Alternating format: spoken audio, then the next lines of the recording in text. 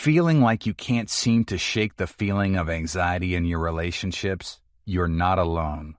Communicate like a pro and get whatever you want from other people with this audiobook that will show you how.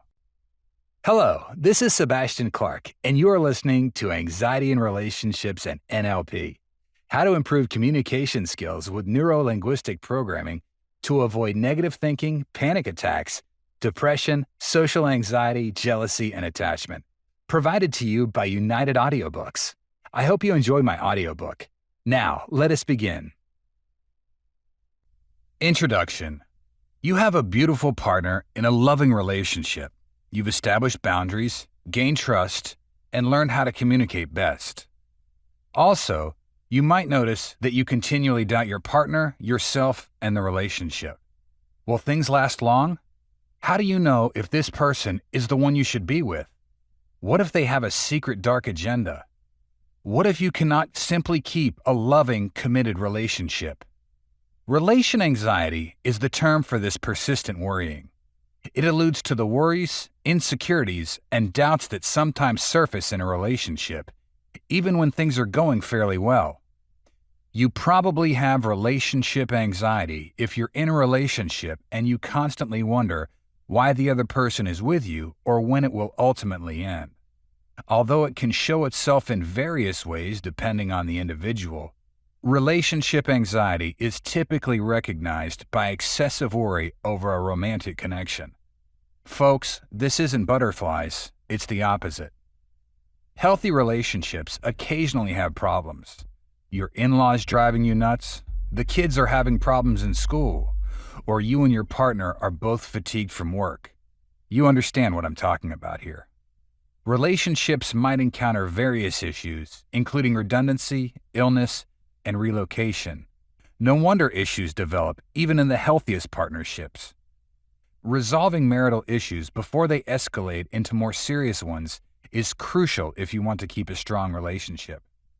When do typical problems in relationships initially show up? For some individuals, that phase of love eventually fades.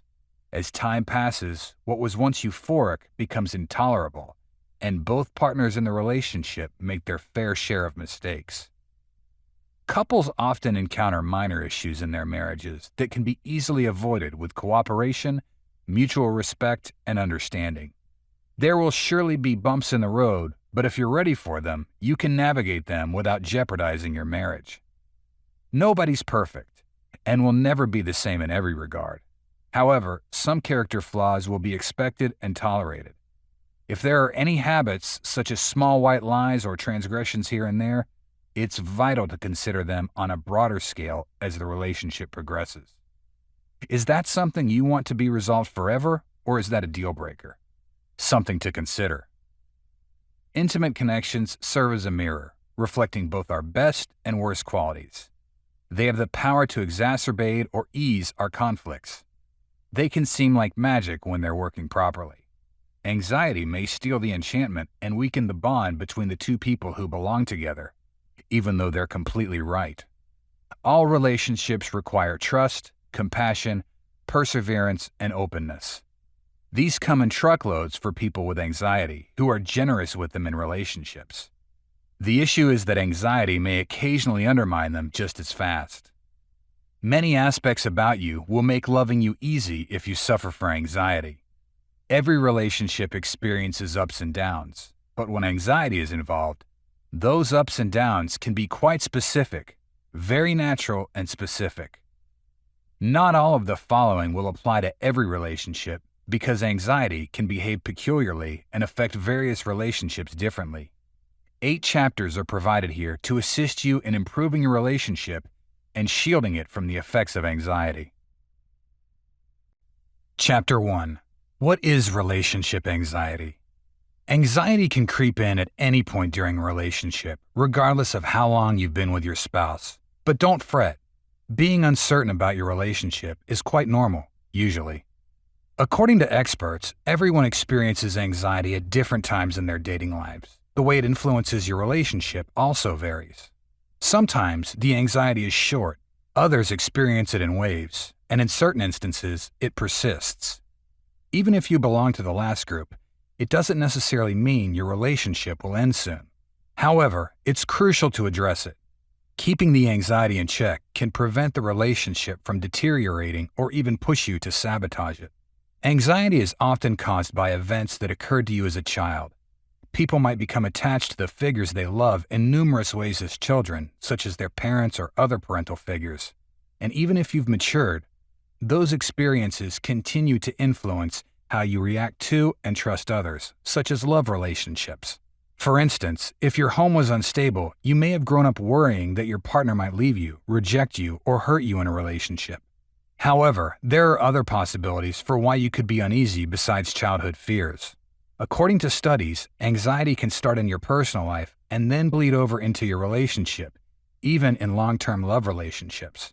Consider issues like low self-esteem, employment uncertainty, or parental anxiety. Such feelings may impact your interactions with your partner. While everyone's experience of relationship anxiety is different, there are nonetheless common aspects that contribute to this sensation.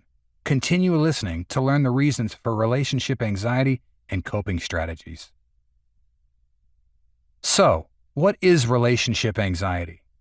Anxiety about a romantic or friendship relationship is referred to as relationship anxiety. People have doubts, anxieties, or second thoughts about their spouse or relationship. You can be concerned about whether your partner still finds you appealing, if they'll find someone else to love more than you, or if they're still attracted to you. Even though your partner assures you, you can find it difficult to believe them. Doubting your spouse can ultimately result in you destroying the relationship. You can pressure them to confirm their loyalty, cause fights, or test them by, for example, complimenting the server's appearance at dinner to see how they'll react. Relationship anxiety is difficult to identify and treat since there are no established diagnostic criteria, unlike other types of anxiety like panic disorder and generalized anxiety disorder. Some characteristics of social anxiety disorder are included in relationship anxiety. In particular, both circumstances might make a person uncomfortable about rejection.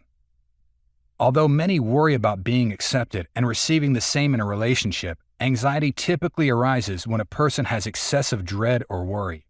For instance, anxiety can cause someone to worry about their relationship's future. People who struggle with relationship anxiety may break up with their partners out of fear or stay together despite severe worry. This anxiety could make it more difficult for that person to function in the relationship. What are some signs of relationship anxiety? You may undoubtedly experience some anxiety when you initially begin dating someone. Once you've been dating for a while, these emotions typically fade as you grow accustomed to one another. However, there are situations when someone may continue to experience excessive anxiety in a relationship to the point where it starts to overshadow any beneficial elements. Here are some indicators that you might be dealing with relationship anxiety. Not sure about your partner's regard for you. Relationship anxiety most often manifests as the questions, "Do I matter?" or "Are you there for me?" This relates to a basic want to feel connected to as long as you belong in a safe relationship. For instance, you might be concerned that if you weren't there, your spouse wouldn't miss you very much. In a critical issue, they might not provide assistance or support. They only desire your company because of what you can provide for them. Having doubts about your partner's feelings for you. You've traded a lot of "I love yous." They always act kindly towards you, bringing you lunch or going out of their way to see you home, and they always seem delighted to see you. But the nagging suspicion that they don't love me is still there. Perhaps they take a while to react to physical affection, or they ignore texts for a day or more without responding. You wonder if their feelings have changed when they suddenly seem a little distant. Everyone has these occasional fears, but they could become a focus if you have relationship anxiety. Concern that they want to break up. You can experience these feelings in a healthy relationship. It's completely normal to want to cling to these emotions and wish that nothing would happen to end the relationship. But occasionally, these ideas might develop into a steadfast worry that your lover will leave you. Changing your actions to win their continuous affection can make this anxiety challenging. You could, for instance, refrain from bringing up concerns that are important to you in a relationship, such as being frequently late. Ignore your partner's annoying behaviors, such as wearing shoes inside your house. Worry a lot that they'll get upset with you even if they don't appear to be angry. Long-term compatibility is in question. Even when a relationship is going well, relationship anxiety can cause you to wonder if you and your spouse are compatible. You can also wonder if you truly feel happy or pretending. In response, you can start concentrating on little distinctions and exaggerating their significance, such as how they enjoy punk music while you prefer folk rock. Jeopardizing the connection. Anxiety in relationships can be the fundamental cause of sabotaging behavior. Even though you might not be aware of it, the fundamental purpose of these actions is often to gauge how much your partner cares for you. For instance, you might believe that the fact that they resist your attempts to push them away is evidence that they genuinely love you. However, it's incredibly challenging for your partner to recognize this hidden agenda. Another sign of relationship anxiety is a propensity to analyze your partner's remarks and behaviors in great detail. They might not enjoy holding hands, or perhaps they insist on retaining all of their old furnishings when you finally decide to move in together. Yes, each of these could indicate a potential problem. However, it's more likely that they adore living room furniture or have sweaty hands. Not being present for the fun times. You may still be unsure about whether you have relationship anxiety. Take a step back and ask yourself, am I spending more time worrying about this relationship than I am enjoying it? This might be the situation when things are difficult. However, if you have these feelings often, you most likely have relationship anxiety. Causes of anxiety in relationships. Both extremely critical problems and significantly less serious problems can make people anxious. However, every anxiety is a challenge, and relationship anxiety is something you want to get rid of. The following are a few common causes of relationship anxiety. Loss of trust regarding the future of the relationship. Uncertainty regarding the relationship's future is undoubtedly the most common source of anxiety. This may result from frequent disagreements, previous breakups, or increased distance. Whatever the reason, losing the assurance that the relationship will succeed can make you anxious because you won't know what to do with your life. General lack of trust. Of course, a general lack of trust is also a concern, especially in the wake of more minor problems like forgetting to complete key errands around the house or more significant ones like infidelity. A relationship's foundational element is trust. Once it's lost, it may be quite challenging to reestablish it spontaneously. Battle eggshells. A frequent fight is a concern. However, the issue isn't simply that fights involve anger. It's also this pervasive sense of fear that you'll get into another fight again, because you are hesitant to accomplish anything around the house for fear that another argument will break out at any minute. This worry can generate tremendous anxiety. Negativity. Negativity is prevalent in troubled relationships as well. The two of you are rarely as cordial and pleasant with one another as you previously were. Even your lighthearted jokes turn sour, and frequently you speak in a critical or hostile manner. Though the specific mechanism is unclear, persistent pessimism and negative thoughts seem to increase anxiety. This is a very serious issue. Stress. Of course, chronic stress is probably the main factor contributing to relationship anxiety's prevalence in unhappy partnerships. Most of the time, the stress builds up gradually, and ongoing stress exacerbates anxiety and can lead to anxiety disorders. Therefore, it's common to exhibit signs of anxiety inside and outside of your relationship when you're in a difficult relationship and feel tense all the time. Anxiety in relationships is rather common. Relationship anxiety may already exist in a person or develop over time. This kind of anxiety often requires two approaches: dealing with the relationship and the anxiety itself. To learn more about this, listen to the next chapter. Chapter 2. Managing Insecure Attachment Styles. You may have an insecure attachment style if you struggle in intimate relationships. The good thing is that you can get through it if you're honest, work hard, and have support. Though they may appear to be two isolated character flaws, having a fear of abandonment and finding it difficult to ask for help have something in common. Most people who exhibit these behaviors share an attachment style characterized by insecurity, known as an insecure attachment style. Insecure attachment. What is it? An insecure attachment style is a technique of approaching relationships with fear or uncertainty. This attachment style might make it challenging for individuals to develop strong emotional bonds and personal connections with a partner. An individual with an insecure attachment to another often experiences relationship anxiety and worries about whether or not their personal needs and aspirations will be met by their partner. They might anticipate that the other person would leave them or cause them harm. All attachment styles that are not secure are collectively referred to as insecure attachment styles. Types of insecure attachment. There are 3 types of insecure attachment. Each category describes a collection of distinct behavioral patterns that influence how people interact with one another. Avoidant. An individual with avoidant attachment has difficulty with emotional closeness or intimacy. They might not seek out close relationships with others.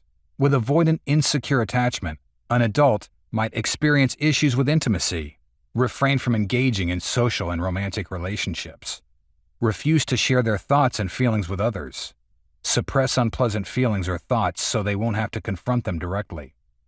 They might also cherish their independence and try to maintain it throughout relationships if they find it uncomfortable to become overly close to another person. Ambivalent. A person who needs and seeks closeness yet finds it difficult to trust or fully rely on a partner is said to have an ambivalent attachment, also referred to as an anxious preoccupied attachment or an ambivalent anxious attachment.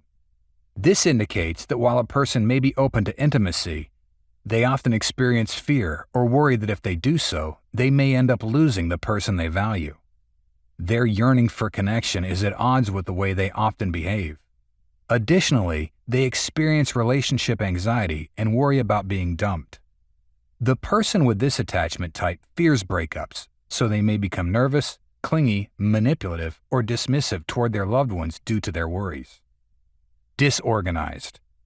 Conflicting actions are classified as disorganized attachments. This type of connection causes a person to struggle between wanting to be loved and avoiding love to defend oneself. Someone with a disorganized attachment may behave incoherently and erratically in their relationships. People with disorganized attachment frequently experience fear and anxiety when starting a new relationship since they are unsure of the situation's safety. An individual with a disorganized attachment style may also have the following traits: low self-esteem, a low sense of self, harmful self-talk, abhorrent loneliness, fear of rejection, making assumptions about people's intentions when forming relationships, lack of confidence in others. Causes of insecure attachment. Experiences shape all forms of attachment in childhood. Different experiences will mold each type differently. Avoidant. Adults with avoidant attachment styles often had childhood situations in which their parents or other primary caregivers were emotionally unavailable, leaving them feeling unwanted or rejected. When they thought they needed care the most, they may have had to deal with their careers being cold, uncommunicative, or extremely harsh and dismissive. This can include instances in which they were frightened, ill, or injured. Following are a few examples of parental or caregiver behaviors that can cause avoidant attachment. Telling a kid to get over their sadness by toughing up. Ignoring a youngster's cries, fear, or other signs of distress. Distancing themselves from a child when they display distressing feelings. Making a young person feel guilty for having emotions. Ambivalent. Ambivalent attachment happens when a caregiver or parent responds indifferently to a child's emotional needs. This may imply that a child's caregiver would occasionally be warm and accessible to the child while being cold and closed off at other times. In this situation, the child doesn't fully comprehend the reasons behind the parent or caregiver's inconsistent emotional support and love. They are confused as to why they sometimes experience love, but not others. They consequently develop a dread of not receiving the love or emotional support they require at any given time. Disorganized. When a parent or caregiver continuously ignores their child's needs when they are in distress, disorganized attachment can develop. In addition, some parents or caregivers may yell at the child to stop being upset to prevent the child from expressing their emotions. Sometimes, a child's verbal, physical, or sexual abuse can lead to disorganized attachment. Despite the abuse, the child still feels connected to their parent or caregiver, but is terrified of them. This causes the need for love and concern for safety to fluctuate constantly. How to manage insecure attachment and strengthen adults' relationships. A secure attachment type has definite advantages. When people are securely attached, their relationships last longer and are more stable and pleasant. In contrast, when people are insecurely attached, they go through more drama and feel less satisfied. What should you do if you have one of the 3 other insecure attachment types?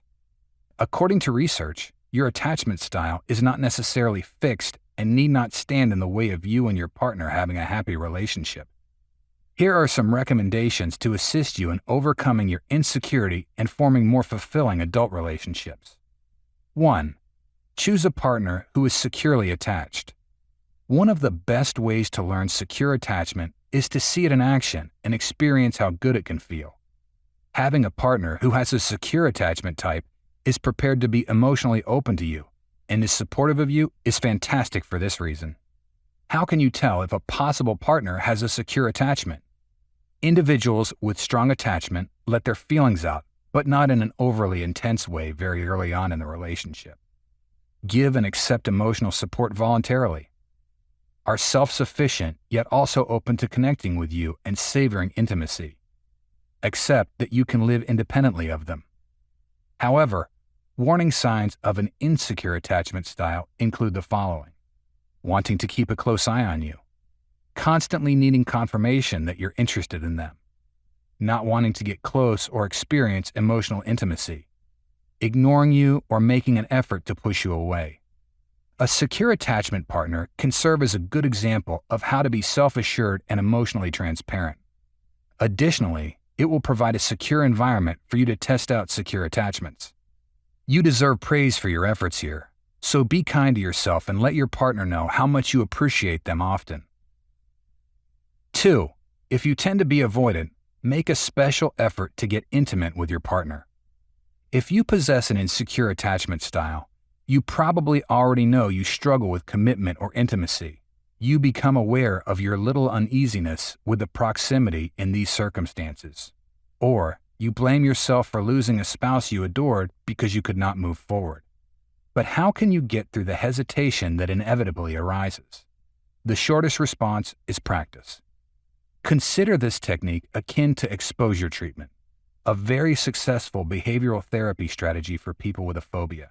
People undergoing exposure therapy might purposefully stare at, be close to, or even play with spiders if they have a severe aversion to them. The notion is that avoiding spiders makes the phobia worse. But if you get close to them, you'll see that spiders aren't all that nasty. It allows your body and brain time to adjust to spiders so that you don't react to them as frightenedly. You can practice emotional intimacy by purposefully approaching it with your partner. Why not try it out?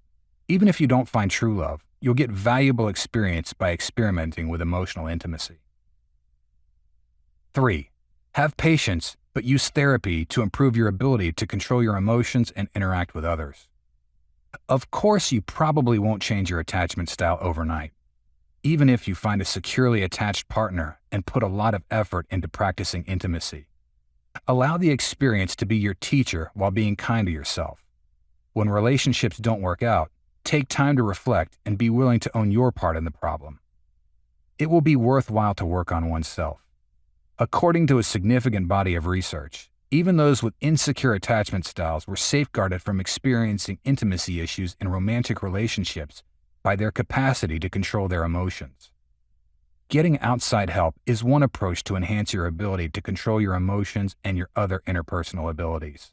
You can recognize patterns in your relationships, reevaluate events that you may have misconstrued, and set goals for how you can respond differently by working through counseling with a knowledgeable and impartial professional. You can learn particular techniques for controlling your emotions and successfully resolving conflicts from a therapist who specializes in dialectical behavioral therapy. They may instruct you on, for instance, how to Recognize when you are emotionally hot and take a moment to calm down before acting or speaking in a way that pushes others away. Consider facts versus assumptions when your thoughts are interfering with trust. Express your emotions in an honest, transparent, fair, and considerate way to the other person. Online directories make it easy to locate a nearby therapist with a DBT and a relationship difficulties focus. It will be easier for you to be self-aware in your relationships and to learn to trust, express, and support the people who matter most, including yourself if you have these abilities in your toolkit.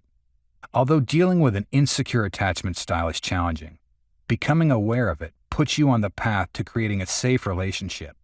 You don't have to accept your insecure attachment, even though your actions and behaviors may be outgrowths of your childhood experiences. Positive change is possible for everyone. Chapter 3: Negative Thinking: Ways to Stop These Invading Thoughts. A variety of factors can ruin a perfectly good relationship. For instance, incompatibility and dishonesty are two significant ones.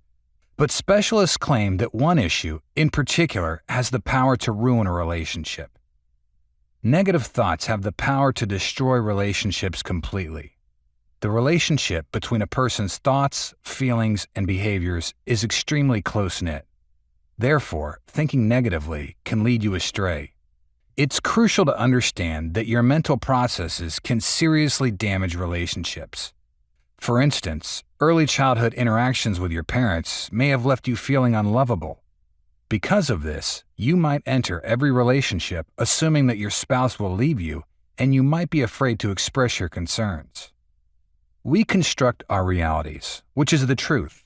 If we have a healthy relationship, we'll work through issues with the conviction that everything will turn out fine. However, when you enter a relationship with negative expectations, you constantly anticipate the worst from your partner and the relationship outcome. You must learn to transform negative thoughts into good ones if you want to avoid them. According to experts, you can take the following steps to stop toxic ideas from ruining your relationship. However, let's first define relationship negativity and examine its root causes. What is negativity in a relationship? When a spouse says or does something that can upset you, negativity in relationships is an unhealthy practice of holding on to those emotions. This might include feelings of fear, anger, grief, irritation, and even resentment. Despite your claims to have forgotten the experience, you are still struggling with these unpleasant feelings. Maintaining a healthy relationship is difficult even without coping with an antagonistic spouse or partner. The relationship you've built can suffer if you harbor fear or hostility toward a spouse. Communication is crucial if you want to transform these negative feelings into positive ones rather than masking your true feelings. Causes of negative thinking in a relationship. When a partner says or does something that irritates you, it often leads to negative thinking in relationships. You keep your feelings to yourself rather than engage in an open, sincere debate or conversation about the subject. It's crucial to express angry or unhappy feelings rather than holding them inside and allowing them to fester. If not addressed, this way of thinking can eventually lead to the breakdown of your relationship as the two of you start to drift apart. How to stop thinking negatively in a relationship. Finding techniques to transform negative thoughts into good ones is crucial. You'll always anticipate the worst from your relationships if you enter each one believing that your partner will break up with you or be unfaithful. Here are some strategies you may use to break negative thought patterns in your relationship. 1. Consider the moment you first fell in love with your partner. Relationships experience highs and lows. It's easy to let your judgment become clouded while you're going through a difficult time. When doubts about your partner's real feelings for you begin to creep into your mind, recall the moment you first fell in love with them and how you felt. Things will look a lot more upbeat and feasible if you close your eyes and visualize the gleaming individual you fell in love with. Sometimes, all we need to get through the terrible is a little memory of the happy moments. 2. Distinguish the present from the past. Fair enough. It's easier said than done to let go of the past entirely. We all carry a bit of our past to guard ourselves from suffering harm again. But if you bring your former relationships and the pain they caused into your new ones, you'll sabotage your efforts and make it seem like nothing can or ever will work. Try to separate your past and present to avoid letting them poison your thoughts. Despite how similar your ex may appear, sound, or act to your present spouse, they're not the same person. It would be much easier for you to stay more present if you could tell your current relationship apart from your previous one. 3. Discover alternative ways to use your energy. When you have toxic thoughts, you may act irrationally and sabotage relationships, like breaking into your partner's phone or putting yourself down. You need to be aware of what your thoughts are prompting you to do this to stop this propensity. What makes you need to text your partner 20 times in a row to check in, for instance? Most likely, you're seeking some assurance that your partner is still interested in you. Take some time for yourself and practice coping mechanisms like counting to 10 and breathing when you feel the need to do these things. Find techniques to lessen your strong emotions so you don't react in ways you'll later regret. 4. Never assume you know your partner's thoughts. Negative thoughts often result from presumptions that aren't always supported by reality. You'll read negativity from the other person when you project your negative emotions onto someone or your significant other. Never assume anything in this situation. Don't make snap judgments. Don't let it consume you if you can avoid it. Find out the truth and talk to your partner about it. Try to accept what they say at face value or seek clarification. Never presume to know someone else's feelings. 5. Pick one person to whom you can vent about your relationship problems. It's usual to vent your frustrations to anyone who will listen when you're furious at your partner.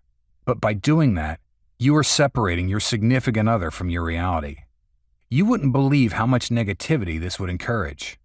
If you truly need to rant, pick one person and stick with them as your go-to. Sharing your dirty secrets with everyone can only lead to more negativity and hurt feelings. 6. List your negative thoughts and come up with some constructive alternatives. It takes some introspection to stop harmful thoughts from ruining your relationship. It's important to physically write out typical thoughts that cause arguments or even breakups while reflecting. Take it a step further and provide concrete arguments in support or in opposition to each idea. Create a more precise and adaptable alternative notion after you've done that. Make a list of all the other things your partner might be doing. For instance, if you believe they're no longer interested in you since they ignored your text. Consider occasions when they were slow to answer or indicated they were still interested. An alternative perspective in this situation may be as straightforward as, just because I haven't heard from them yet doesn't mean they're not interested. It will be more effective if you're more specific. 7. Take the possibility of breaking up out of the equation. Whatever your negative thoughts are, they almost always originate from the same emotion, fear. Particularly the fear that your lover might leave. I use the analogy, when someone commits, they burn the ship. You must cooperate to make it work because if you burn the ship, there will be no way to leave the island. You begin to recognize the positive aspects of a situation when there are no other options. By eliminating the potential of ending the relationship, i.e. burning the ship, you can approach your relationship with love rather than fear. You'll find it much easier to maintain your good attitude when your words and deeds are motivated by love. A thought is only a thought at the end of the day. It may not always reflect reality. Your relationship will be much better if you don't let it break you. In a relationship, negative thoughts can grow and eventually cause what was once a healthy partnership to degenerate. If you believe the relationship can be saved, but you realize that your partner does not recognize the behavior and you have little success with constructive dialogue, the only option is to seek help from a third-party couples counselor. I hope you're enjoying my audiobook so far. It would be a pleasure if you could let me know how you're feeling about this audiobook in the comments section below. We would greatly appreciate it if you could also like this video and subscribe to United Audiobooks to have access to more best-selling audiobooks in the future. Also, if you're interested in getting more free audiobooks, please click the first link in the description below. Now, let us carry on with the next chapter. Chapter 4: Couple Conflicts and How to Overcome It. All relationships will experience disagreements at some point, but how they are handled is what counts. How you resolve a conflict with your partner can indicate whether or not your relationship is healthy. One thing is easy to forget in today's society of dating reality programs, smartphone applications, and romantic comedies: relationships take work. We don't often swipe right, find love, and then live happily ever after. It's tempting to give up when things are difficult, rationalize that it wouldn't have gone well anyway, and move on rather than putting in the effort to learn how to handle disagreements in a relationship. What causes conflict in relationships? Relationship disputes can arise for various reasons, from basic everyday disagreements like who does the dishes to significant problems like adultery. In addition to economics, family obligation, insecurity, and emotional stonewalling, some typical relationship stressors include emotional stonewalling, loss of attraction and passion, and loss of commitment. Relationships are also impacted by stress in other aspects of our lives, such as when you are dealing with conflict with other friends or family members, or are stressed out after a long day at work. To improve your relationship, you must develop effective conflict resolution skills in all spheres of your life. How to resolve conflicts in relationships without hurting one another. How you manage a conflict reveals your feelings for your partner. We'll look at 9 respectful strategies to handle disputes in relationships without sending your partner away. 1. Don't shout. Instead, communicate. Relationships that are healthy and effective are built on communication. Communication between partners helps to foster trust. They are aware of the triggers to avoid since they know how the other person thinks and feels. Regularly communicate with your partner, especially in times of misunderstanding. Keeping your calm while things are heated up can be challenging. Avoid yelling and name-calling if you want to resolve a marital issue without hurting your partner. Speak to the problem by posing questions like, who are you mad at? What is the underlying cause of the issue? How can this conflict be resolved? How can you stop this problem from arising in the future? 2. Develop your ears. To resolve conflicts, listening is just as crucial as speaking. When you listen to your spouse, you demonstrate respect for them. It's also good to be silent and understanding while your spouse communicates their emotions. By avoiding distractions, you can also settle a disagreement graciously in a relationship. As you speak, maintain eye contact and block out any background noise like the phone, radio, or TV. 3. Pick the appropriate moment to address differences. It's crucial to pick the perfect moment to bring up a problem with your spouse if you want to resolve it. If your partner is alert and in a good mood, problem solving will go more effortlessly. However, if they're irritable, exhausted, stressed, hungry, or otherwise preoccupied, it would not be a good idea to bring up a topic that might result in a dispute. 4. Be careful of your tone. Do you understand your voice tone? Our partner may start crying when we say anything to them that we believe to be mild. They may assume we're yelling at them. Avoid using sarcasm or disparaging tones if you want to handle relationship issues without harming your partner. Text-based disputes are a surefire way to cause misunderstandings in your relationship. Your partner is left wondering what voice you are using to address them. Call your spouse immediately to clarify if you get a text message that you feel is misconstrued. 5. Be respectful. When matters grow heated, you may use harsh language or take other uncharacteristic acts that you're not used to. One of the worst things you can do during an argument is disrespecting your partner. You can resolve a disagreement with your partner without harming them by giving yourself some time to collect yourself, or reopening old wounds to force your spouse to comply regarding conflict resolution. It has to do with resolving a dilemma. Sticking to the subject at hand, taking your partner's viewpoint seriously, not interrupting your spouse, listening attentively, and letting cooler heads prevail are all ways to respect your relationship during conflicts. 6. Keep in mind that you love one another. When we're angry, we tend to lose control. But it's critical to remember that the person you're arguing with is also the love of your life. Even the happiest couples don't always agree on everything. It's acceptable to disagree occasionally as long as you do so lovingly and respectfully. Don't ignore a disagreement. Because you can't predict what will happen in the future, why not talk it through and have a pleasant night's rest? 7. Display empathy. Couples who don't understand one another's point of view often have disputes due to miscommunications. Empathy becomes important in this situation. The capacity to comprehend another person's feelings is known as empathy. Empathy helps you put yourself in your spouse's shoes and consider things from their point of view. The key to amicably resolving relationship conflict is empathy. You're paying attention to your spouse, bridging the gap in your disagreement, and encouraging compassion when you empathize with them. 8. Accept disagreement.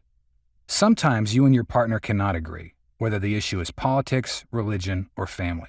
It's best to accept disagreements in these circumstances. This indicates that both of you understand that you won't persuade the other to change your opinion. Agree to disagree and go on as long as the situation is not urgent and won't affect your family dynamics, such as bad financial choices. 9. Develop forgiveness. Learning to forgive your spouse is one way to avoid hurting their feelings when there's a disagreement in the relationship. Although it's easy to say you forgive someone, forgiveness goes beyond simple words. By letting the situation go and not using it as leverage in a subsequent debate, you can demonstrate your forgiveness for someone. After the dispute ends, treating your partner with love and respect and letting go of your anger are necessary components of true forgiveness. Couples who want to resolve relationship issues without hurting feelings must learn how to communicate. Learning to listen, remaining polite, attempting to understand your partner's point of view, and forgiving one another are all essential components of effective communication. You can resolve your conflicts with these suggestions without starting a fight. Chapter 5. Jealousy in Relationships. We've all probably experienced the green-eyed monster's twinge at some point. Does my supervisor think less highly of me than the other young associate? Why did she get a movie invite from my best friend, but not me? When we fear losing someone or a relationship important to us, we experience jealousy. Perhaps we begin to worry that a relationship is losing its significance in the other person's eyes. Maybe we worry that someone else will sever our bond with another person. It's that feeling of, I might lose you in some manner. Sometimes experiencing a pang of jealousy is a sign that you have relationship issues to work through, or that something about your relationship isn't going the way you want it to. However, consuming jealousy, if unchecked, may be corrosive and ruin relationships. Because of this, we must learn how to recognize it and react in a useful manner. Jealousy. What is it? Jealousy is a response to an imagined or real threat to a cherished relationship. The jealous partner worries that someone else is vying for their loved one's affection. Jealousy can be problematic since an insecure partner may also experience anger, disdain, anxiety, and depression. In a relationship, a little jealousy can be comforting, and it might even be ingrained in us. But excessive jealousy can be frightening and overpowering, especially when it can result in risky actions like stalking, online dating violence, and physical abuse. Without addressing it, there's no reason to think that jealousy will get better. Wishful thinking won't help you get rid of your jealousy. It requires awareness and effort to go through these feelings because they have deep roots and reach directly to the core of the self. Causes of jealousy. Someone who battles with jealousy and is faced with a situation that can provoke this emotion may respond with fear, wrath, grief, concern, sadness, doubt, anguish, self-pity, and humiliation. Additionally, they might experience a broad sense of suspicion or menace or struggle with feelings of failure. There are numerous causes of jealousy, including feeling uneasy or having a negative self-perception, fear of rejection or betrayal, feeling a strong need for control or possessiveness, taking an incorrect ownership stance toward a partner, having irrational expectations for all relationships, having unreasonably high standards of a partner, reliving a painful experience of abandonment, fear of losing someone or something significant. Implications of jealousy in a relationship. Couples often mistake jealousy for love, especially when it occurs infrequently and is typically healthy. Atypical jealousy, however, is everything but love. An abnormally jealous individual gets increasingly scared, angry, and unjust, which destroys relationships. Eventually, bitterness and defensiveness might result from jealousy. Additionally, it undermines trust in a relationship and causes additional fights, especially if the individual who's jealous continuously questions and makes demands of the other person. Physical symptoms might also be the outcome of intense emotional events. Sometimes, jealous people deal with bodily symptoms including shaking, lightheadedness, sadness, and difficulty sleeping. In particular, if they become aggressive and do not learn constructive ways to deal with their jealousy, their persistent anger and need for confirmation might cause the relationship to end. Suggestions for controlling jealousy in a relationship. There are numerous strategies for controlling jealousy in a relationship, whether you, your spouse, or both are feeling it. Always be open, vulnerable, and truthful with one another. Also, develop a deeper self-confidence and be open to exploring your own underlying desires. Following are 15 suggestions for overcoming jealousy in a relationship. 1. Recognize and discuss jealousy openly. It could be time to open up to your partner if you've noticed jealous feelings. It's crucial to communicate. Do some introspection since jealousy often arises from an internal conflict. Then, discuss your findings with your spouse. Establish boundaries for yourself and the relationship by being open and honest about your feelings and uncomfortable situations. Healthy jealousy is displayed by a spouse open to discussing their feelings. For instance, saying, "When the guy at the party was speaking with you, I got jealous." A healthy expression of jealousy is, "He seemed to be flirting with you, which made me uneasy." It will all depend on how you choose to handle your jealousy in the relationship. 2. Understand that jealousy is typically an indicator of insecurity. We've all experienced jealousy at some point or another. Feeling intimidated by someone in our own personal lives happens frequently, but if we're not careful, jealousy can become a terrible force. Knowing how we're feeling and dealing with people might be made easier by realizing jealousy is often a symptom of insecurity. If we notice ourselves getting jealous, we might want to step back and reconsider the issue. Do we have a fear of anything? Do we feel in danger? By taking the time to recognize our emotions, we can better deal with them rather than allowing them to fester. And when we can do that, we may enhance our relationships with ourselves and others. 3. Practice controlling your emotions. Without directives, emotions can be information. That means you can feel jealous, acknowledge how unpleasant it is, and ask for the right kind of help without acting in an accusing or knee-jerk manner right away. Although we can ask our partners for help in relationships, we shouldn't want them to control our emotions for us. As part of your inner work, practice recognizing, acknowledging, experiencing, and tolerating your emotions. 4. Examine substantive problems. Determine the source of your feelings before speaking to your partner. Accept accountability for your actions and resolve to deal with your fears. One way to explore low self-esteem is to focus on understanding one's own values, such as communication, compassion, or honesty. This enables you to identify your strong points and consider what matters most to you in the relationship. This might lessen the relationship's painful sensations of overthinking and jealousy. 5. Recognize your unmet and unspoken needs. Because you'll need to exercise vulnerability, this can be challenging. When a third party is involved in jealousy, you should evaluate yourself to help you sort through the complex emotional web.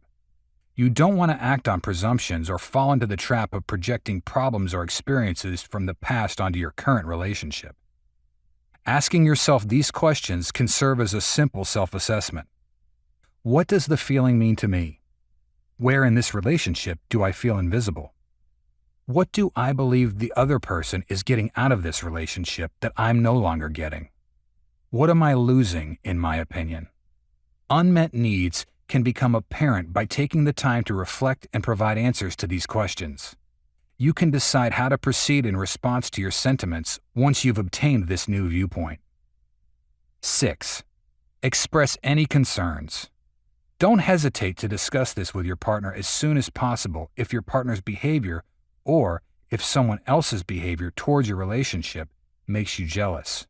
It's possible they were unaware of the behavior or how it made you feel. Take advantage of the chance to talk about or review any relationship boundaries. Find methods you and your spouse can use to make things better if you trust them but aren't sure about the relationship due to past experiences. Keep in mind that your partner chose to be with you. So, for instance, you might think about muting your partner's Instagram account if you feel jealous of a specific person in their life. This way, you won't have as many opportunities to compare yourself to them. 7. Refrain from making snap judgments. Your decisions can have long-lasting negative effects while temporarily experiencing heightened emotions. When jealousy spirals out of control, it might manifest as anger, which can cause the relationship to end. When you are emotionally aroused by jealousy, you should take a few minutes to soothe yourself. 8. Heal the wounds of the past. You may experience jealousy for another reason, such as a lack of trust in previous relationships. Trust issues often result from unpleasant or painful prior events, such as adultery in previous love relationships. However, if you don't trust your partner, you can end up trying to control them. Trying to manage your partner for circumstances beyond your control is troublesome and harmful to the relationship. However, having some influence over your partner is normal. The first step in resolving these trust issues and advancing personally is learning to heal your scars. This can greatly increase your level of trust in them and prevent you from trying to run the whole relationship. The person you're dating is not your ex-partner, so if jealousy strikes, just keep that in mind. Trust while you let go of control. 9. Consult a counselor. Don't be afraid to speak with a therapist if you have trouble controlling your jealous thoughts or sentiments. It's not always easy to discuss jealousy, and at first, you could feel even more awkward. But a good therapist will acknowledge that jealousy is common and treat you with respect and compassion. The following are indicators that you might wish to consult a therapist. Jealousy causes fixed or obsessive thoughts. Jealous feelings become overwhelming or obtrusive. Feelings or thoughts of violence. Problematic actions, such as persistently monitoring your partner on social media or spying on them. Jealousy impacts your daily life negatively, making it difficult to concentrate on your work or other tasks. 10. Attend couples counseling. Although jealousy can manifest in several ways, poor communication is typically the root of the problem. Sessions in couples therapy might assist you in seeing that your jealousy is either illogical or the result of a miscommunication. Instead of instinctively assuming that your partner is attracted to someone else, a couples therapist may teach you to be empathetic and see why they're acting the way they are. A couples therapist may also employ cognitive behavioral therapy to instruct you and your partner to recognize unwelcome, intrusive thoughts, examine their honesty, and change them with more reassuring, encouraging ones. For instance, he is friendly and professional with all his coworkers because they work together, instead of, he is planning to leave me for his coworker. When jealousy is not repressed or stigmatized, working together can bring lovers closer. Chapter 6. Effective communication in relationships. Any relationship, particularly romantic ones, depends on effective communication. Your ability to effectively explain your wants and actively listen to those of your spouse will decide how well your relationship will work. Because you can't get the skills you need, your needs aren't being addressed, and ineffective communication patterns often result in conflict and misunderstandings. The possibility of resolution is lost if either partner cannot express their wants or feelings. This is what undermines unity. Each person must learn and consistently use a variety of skills and tactics to communicate effectively. These abilities will prevent hours of misunderstandings, arguments, and tension in your relationship. Communication errors and poor practices. 1. The silent treatment. People in relationships often try to maintain power by remaining silent, which creates an emotional barrier to eliciting a response. A tactic of silent treatment that can be employed against the other spouse is lack of communication, also known as stonewalling. When their spouses stay silent, most males tend to give up and wave the white flag, but women move in closer and speak more in an attempt to change the unpleasant behavior. 2. Insults and derogatory remarks. People verbally attack their partners to defend what they perceive to be hurt during an argument. For instance, if you know your partner struggles with a certain phobia, it would be hurtful to say something like, "You're always terrified. You need to be a man. Who raised you to be so afraid?" In place of communicating their upset sentiments created by someone in or out of the relationship, people utilize insults like these as a substitute means of communication. It's a sort of emotional and verbal abuse to communicate with insults and derogatory remarks because they could sour the relationship long after the talk is concluded.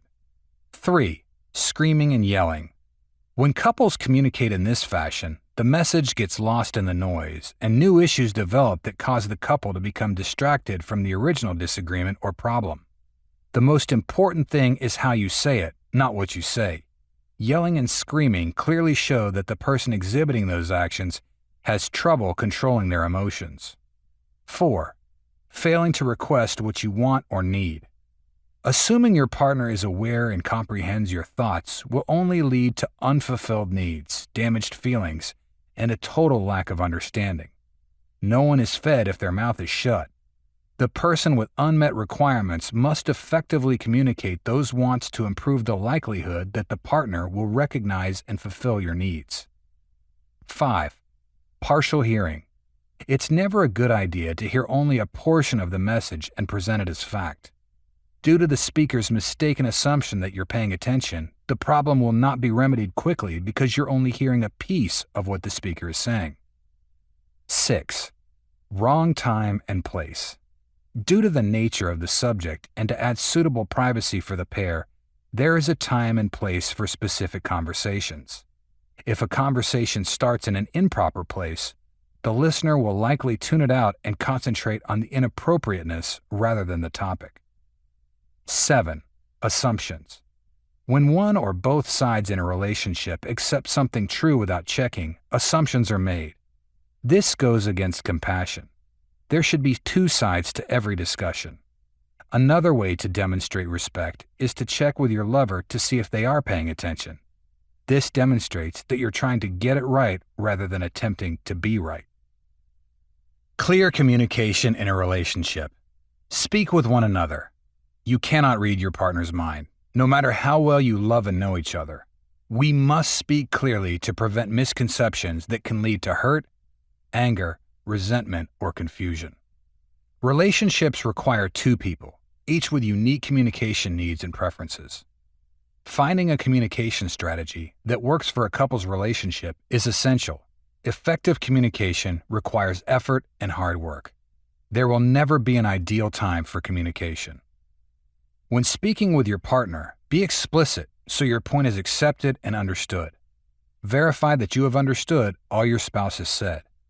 When you speak with your partner, strive to avoid interruptions from other people or distractions like computers, phones, or television. Be clear about the message you want to convey. Think about what you want to say. Communicate clearly. Ensure your message is clear so that your partner hears you clearly and understands what you mean. Discuss the situation and how it impacts you. Use I phrases like I need, I desire, and I feel when talking about what you want, need, and feel. Watch your tone of voice. Accept responsibility for your feelings. Listen to your spouse. Put aside your thoughts at the moment and try understanding your partner's intentions, feelings, needs, and wishes, referred to as empathy. Share positive emotions with your partner, such as what you like and cherish about them and how important they are to you. Try to let the problem go or agree to disagree if it's not that significant. Improving communication in a relationship. You can learn to communicate openly and clearly. Some people find it difficult to speak, thus, they might require time and support. These people may be attentive listeners or those whose deeds speak louder than words. You can work to make your communication better by building companionship, sharing experiences, problems, and interests with them, and expressing your love and admiration for them will strengthen your communication. Sharing intimate moments. Intimacy is more than just sexual inclination. When you feel close and attached to your mate, moments foster intimacy. It entails having the capacity to console, be consoled, and be transparent and honest. Bringing your lover a cup of tea because you can sense they are fatigued can be a simple act of intimacy. Identify one or two important topics you can agree on, such as how finances are shared, a shared objective, or parenting methods or styles. To strengthen your communication, start by asking questions like, what causes disagreement between you and your partner? Are they a result of your failure to communicate with one another? What triggers your happiness and feelings of connection? What disappointments and pains do you experience? What topics do you avoid discussing and what prevents you from doing so? How would you wish your partner's communication to change? If possible, discuss your answers to these questions with your partner after asking them. Think of inventive ways to communicate and give them a shot. Check the outcomes to see whether they enhance your communication. You'll be able to exert greater control over your interactions with others after you become more conscious of how you speak. Opening up new communication channels can result in a more rewarding relationship, even though it might not be simple initially. Seeking help for communications problems. If you're having trouble communicating better in your relationship, you might want to try speaking with a relationship counselor. Counselors are educated to identify problematic communication patterns in couples and work to change them. They offer advice, methods, and a secure environment to discuss problems. You can also think about enrolling in a course related to your relationship. Acting now and talking to someone about your worries is preferable to waiting until things deteriorate. Chapter 7. Maintaining a lasting relationship. The fact is that our feelings and relationships do evolve with time. It is temporary to experience the glimmering and exhilarating rush of falling in love. However, this does not indicate that the emotion vanishes. Rather, it changes.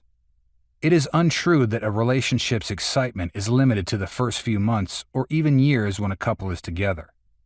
We can preserve the excitement of being in love and intensify our feelings of passion and intimacy regarding a long-term relationship with the partner we picked. The longer a relationship, the more likely couples may fall into certain habits, behaviors, and traps. To stay in love, one must choose the difficult path and break free from damaging influences from the past. It entails overcoming our barriers and confronting our often unconscious anxieties about intimacy. Fighting for a relationship is being obstinate about not letting ourselves stand in the way of continuing to be close to the other person. How do you maintain a long-term relationship? Long-term relationships are challenging to maintain, but rewarding in the end. You must realize that while the spark in your relationship may eventually wane, there's still nothing wrong with it. There are numerous strategies to continue strengthening your relationship. For instance, to maintain the spark between you two, try new things together. Discuss one another in conversation every day. Always ask about your relationship to identify areas where you need more effort. Put down your phones and spend some time with one another. Make an effort to repeat the actions you took at the start of your relationship that led to you falling in love. 20 Essentials for a Productive Long-Term Relationship. Although there's no ultimate solution to the questions of what constitutes a successful relationship or ways to be in a successful relationship, you may always strive to improve your relationship. Here are things to improve. Consider them the formula for a successful relationship. 1. Listen first, then speak. You must master the skill of listening if you want to maintain a long-term relationship. Most people can't maintain relationships because they don't pay close attention to each other's words while expecting to be understood. When you pay attention, you'll see that half of your issues will be fixed. 2. Constantly keep your partner's benefits in mind. As a relationship ages, people tend to lose sight of their partner's positive traits and instead concentrate on their flaws. Remember all the excellent qualities of your spouse and relationship, even if you feel like something's lacking. One of the crucial elements of a successful relationship is concentrating on pleasant feelings. 3. Keep trying. Issues will arise, and you're aware of this. You simply need to work harder. Make sure you're not leaving an issue unanswered if you feel that your attempt to talk about it didn't go well or as you had anticipated. Try once more. 4. A positive internal state will manifest outside. Someone once stated, "You can't make someone happy if you aren't satisfied with yourself." Only when you feel good about yourself will you be able to concentrate on the positive aspects of your relationship. Your feelings toward your partner will depend on how you feel about yourself. 5.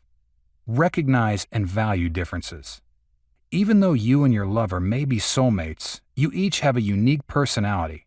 Despite the obvious similarities, the variances are what hurt. Learn to appreciate one another and accept one another's differences. You won't be able to develop your relationship until you do so. 6. Set goals. There's a greater likelihood that you'll maintain your relationship for longer if you plan your future together. Long-term relationship goals strengthen the bond and demonstrate your commitment to one another. 7. Learn from conflicts and disagreements. Always take something away from a disagreement. Your relationship will improve as you investigate the root of the issue. Learning solves a lot of problems in relationships. 8. Grow together. For a relationship to continue, both parties must help one another improve as a person.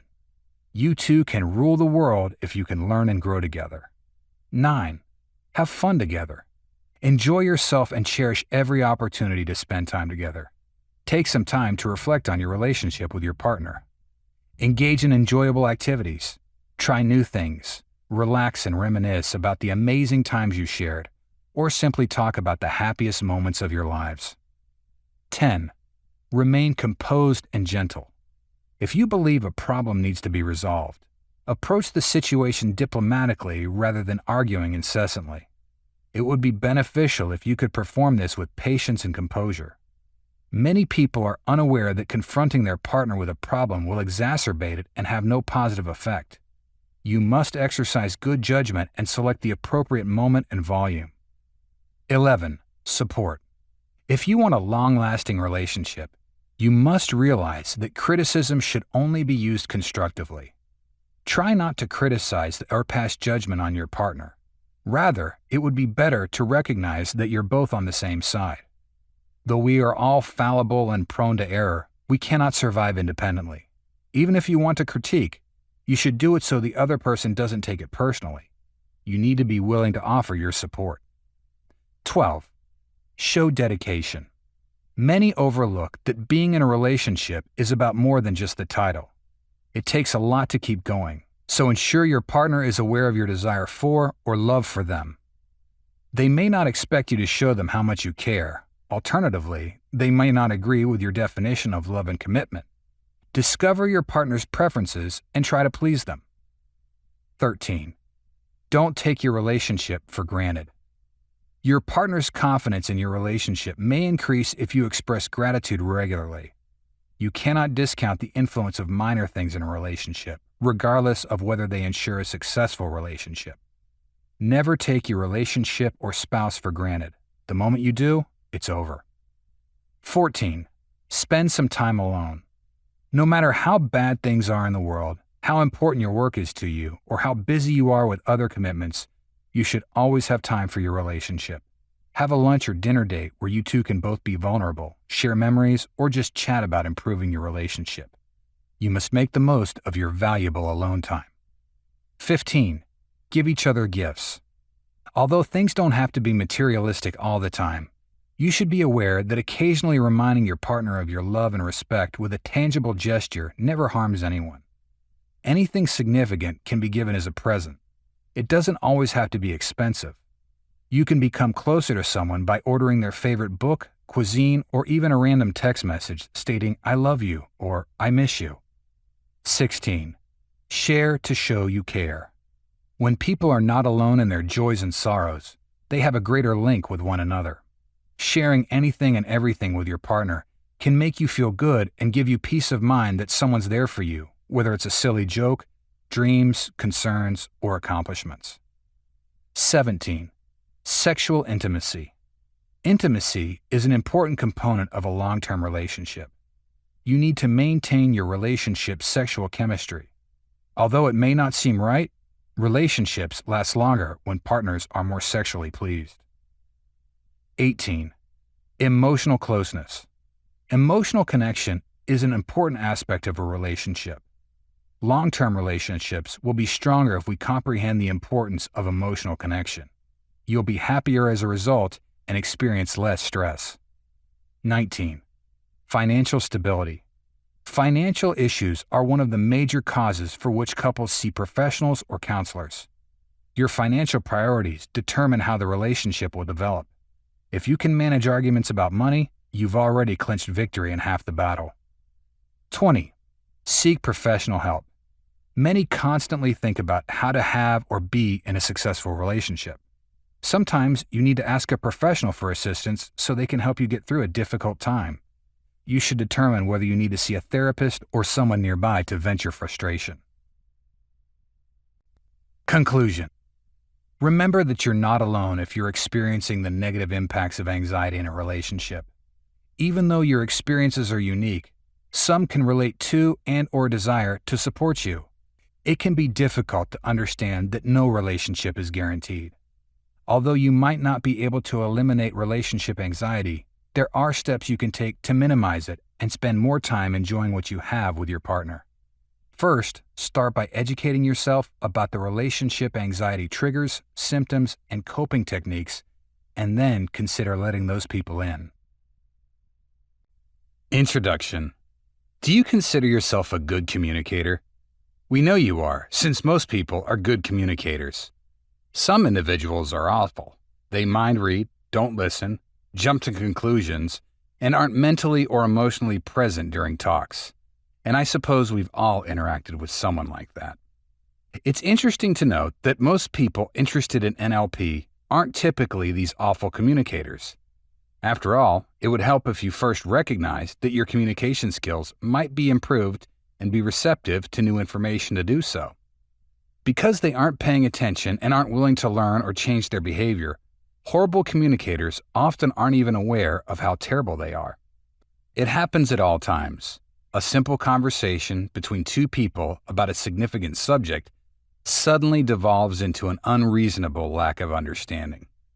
This is where good communication skills are important for personal and professional situations. It requires effort, focus, and intention to share and listen to others respectfully and decently. The well-known technique of Neuro-Linguistic Programming, or NLP, can lessen communication stress. Learning these abilities, which involve language usage, sensory awareness, and responses to experiences in life, can cause a significant paradigm change in an individual.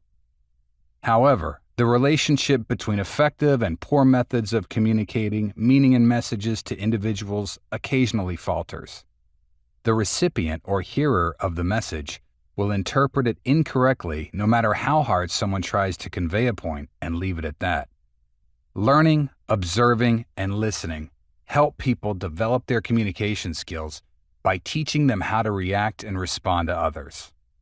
Knowing how to be more aware of others is one of the key advantages of NLP as a communication skill. This awareness leads to the development of listening, questioning, researching, supporting, connecting, empathy, and truly hearing and understanding people. This, therefore, enables you to employ abilities to communicate both orally and non-verbally in a way that is most acceptable for your audience. You can let other people know how they should interpret your message. All of this adds to skills that will enable you to communicate beautifully. Neuro-Linguistic Programming, or NLP, provides strategies for coping with life's chances and difficulties. It is a strongly applied discipline focused on implementing results in the actual world. To put it another way, NLP is an approach to deep inner engineering. NLP is a potent interpersonal growth and communications method that gives people more power over their emotions. By regulating your thoughts and feelings well, you may be at your best more often thanks to NLP's essential abilities and tools. In essence, NLP is primarily concerned with the combinations, comprehension, and effects of human behaviors in language on one's capacity for effective communication. Consider NLP as the manual for your brain.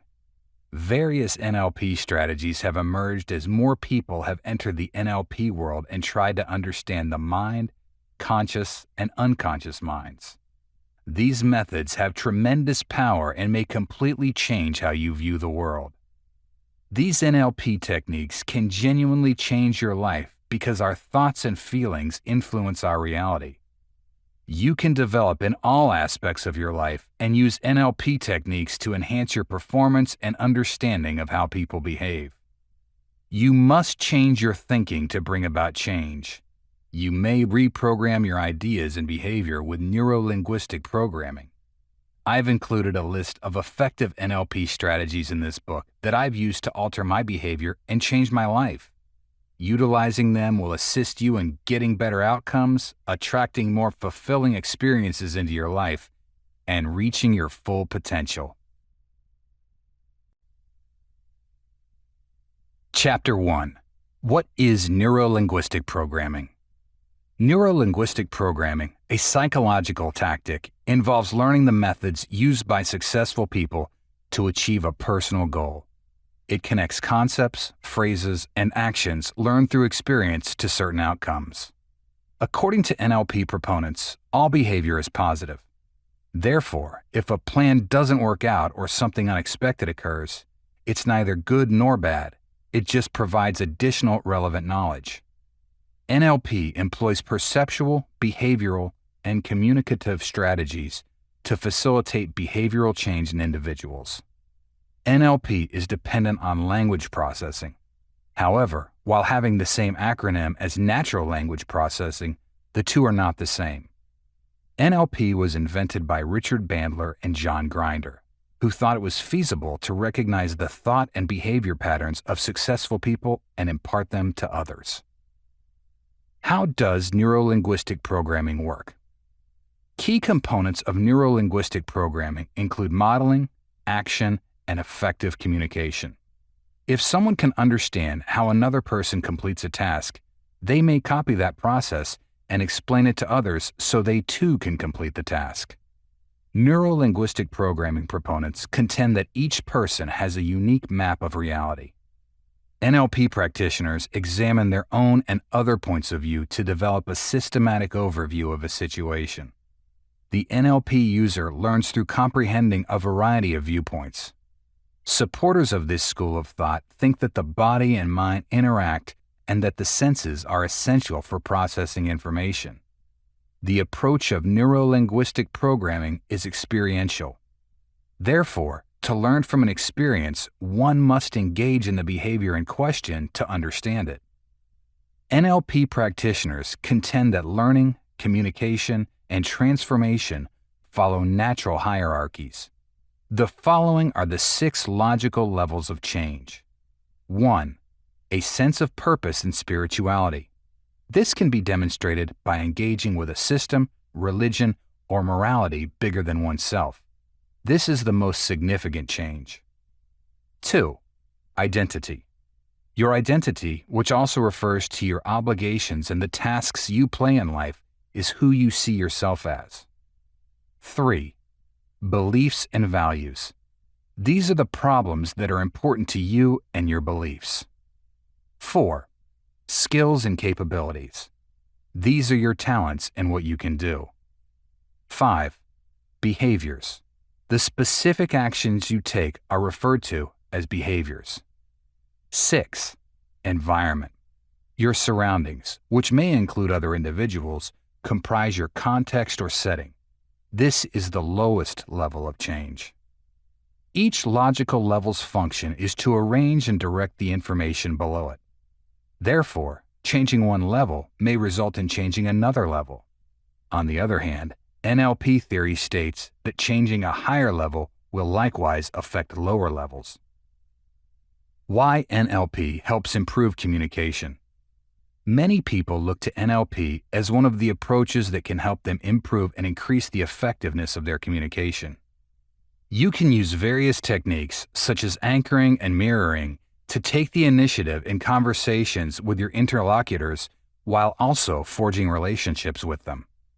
Many brilliant speakers who struggle with public speaking employ the NLP anchoring technique with tremendous success. Develop active listening skills.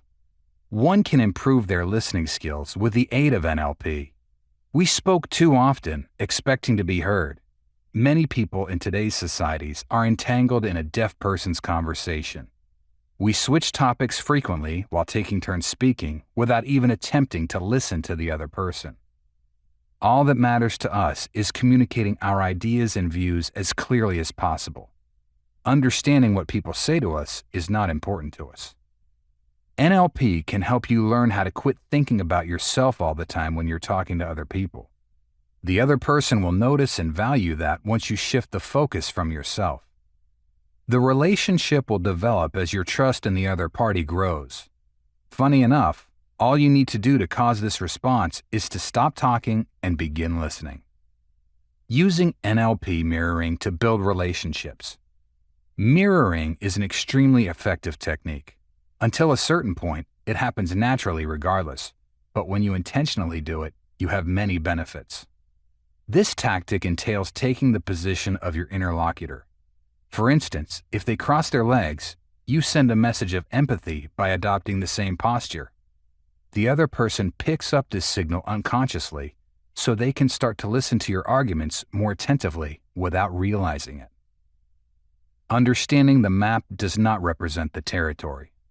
You can improve your communication abilities by realizing that the map does not represent the territory. Your ability to distinguish between your words' intended meaning and what the other person understands can be learned through NLP. This is one of the largest issues in our culture, affecting everything from politics to family life. We say something without realizing that the other person will interpret it differently. Then, when they respond according to their understanding, we become upset because this isn't what we were expecting to hear. Communication problems have been the source of many arguments, and poor communication skills have led to numerous divorces in relationships. Recognize that various individuals respond to stimuli in various ways. Learn the appropriate techniques to communicate with each of the numerous types of people you will encounter in your life. You must use images and photos to illustrate your points since certain people respond better to visual cues. However, if you're speaking to someone who is auditory, they'll need to hear the information to comprehend it fully. Kinesthetic people can be persuaded more readily if you can appeal to their emotions, spark their creativity, and allow them to interact with the environment or the product physically. You will be a good communicator after you comprehend the distinctions between these individuals and learn how to address each of them. NLP techniques. NLP practice spans a wide range of areas. As a result, NLP practitioners employ a wide range of techniques, such as the following. Disassociation. Choose a feeling you want to suppress: fear, rage, discomfort, etc. Consider being able to leave your body and observe yourself experiencing this emotion. Then you can emerge from it once more, which means you see yourself seeing yourself. This will assist in separating you from the feeling. Reframing. When I watched the 2012 London Olympics, I observed that all the journalists consistently probed the athletes about their stress levels. The athletes' responses were always the same. I feel incredibly excited. Amazingly, the signs of stress and excitement are the same: sweaty hands, shortness of breath, and a faster heartbeat. The athletes positively reframed these symptoms. I practically always employ this method for myself. If speaking in front of an audience makes you nervous, try framing it as an exciting challenge to help you improve. Negative headlines could be another illustration. Why do journalists favor negative headlines? The average click rate on negative headlines is 63% greater than on positive headlines. Thus, these headlines were adversely reframed by the media. Reframing is a strategy I employ daily. When my spouse complains that we are detained in traffic, I will purposefully respond, "This is a fantastic chance for us to spend time together. Have fun with it," and change it to something positive when you hear criticism. Anchoring yourself. You will start to drool if we start talking about lemons, their flavor, color, and the thought of you eating one. You are the anchor for the lemon metaphor. The same is true of several images or feelings. It has been demonstrated that if you strike a power stance for 2 minutes before an interview and adopt a successful mindset, this will significantly improve your odds of succeeding. An anchoring activity. Choose the desired emotion in your mind: happiness, confidence, calmness. Consider a time when you were experiencing that emotion while closing your eyes. What did you feel, hear, see, smell, or taste? Press the portion of your thumb that connects to your index to solidify that sensation. Keep your eyes closed and keep living it again. When you press that part again, you'll trigger a neurological stimulus response that will let you return to that sensation. Additionally, you can do it by pressing any desired stimuli or your frontal lobe. Building rapport. Why do we start a business meeting with a client with casual talk? Finding points of commonality at the outset of a relationship has been shown to boost one's ability to be trusted. For instance, we share a friend, a hobby, or a love of sports. Body language is another strategy to build rapport by adopting the same posture, tone, and keywords as your client. Make sure to use the same terms if you hear the important phrases they employ. When they pause, reframe before offering a fresh suggestion or posing a new question. Make your chunks the same size.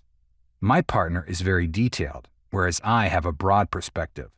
When he goes on and on about specifics, it drives me crazy. He also thinks I'm over fluffy for having too many big picture ideas. The same goes for your clients. If you want to establish a rapport, employ their preferred chunk size. Are they general or specific? Maybe your chunk is the same size as theirs. Priming. This method might be a little more coercive. An illustration of priming is background music in a wine shop. Customers are more likely to purchase French wines if they play French music. Customers are more likely to buy Italian wine if Italian music plays. Swish.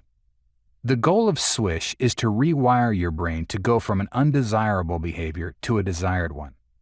If you associate an emotion with a negative event or action, Swish is used to break that link.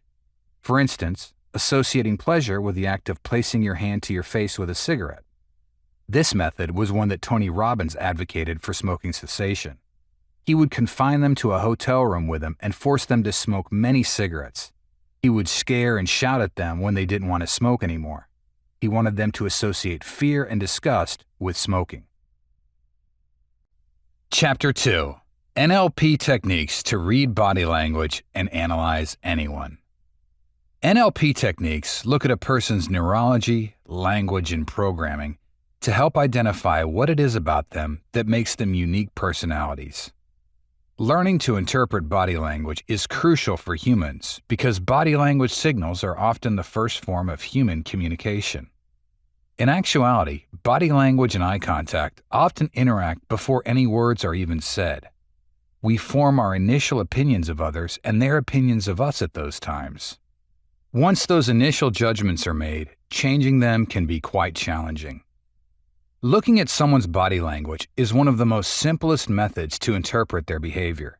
You may learn a lot about someone by how that person walks, holds themselves, and speaks. There is no precise method to determine what makes up a person because everyone has a wide range of mannerisms.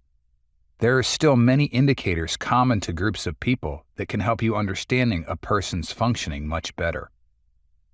It's challenging since the first step is becoming conscious of your body language.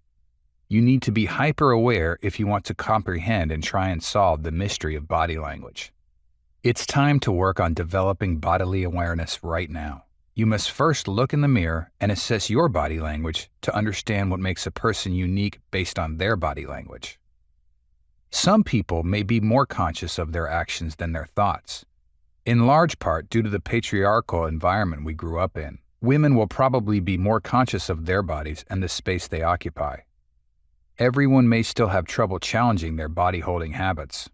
While attempting to maintain awareness, you risk losing focus and becoming overly self-conscious of your emotions and body. This chapter will cover body language basics while providing a framework for assessing people. You might learn more about someone's personality once you become more familiar with their body movements. The better you understand a person, the more effectively you can choose the most effective persuasion technique. Cultural differences. Every person is unique, and sometimes how one person holds their body means something different from another person who stands in the same way. It's crucial to remember that everyone's body language varies in various ways, so not everything you observe in one person may apply to another. It's crucial to keep this in mind when conversing with individuals from various cultural backgrounds. Since modesty is valued in some cultures, touching could be forbidden. When considering how a person might use their body, it's crucial to remember that other cultures might be more accepting of people expressing their emotions through their bodies. Observing others' movements. You can start observing body movements when engaging with various people once you are more aware of them and what they might signify. Everyone you come into contact with represents different things with their body.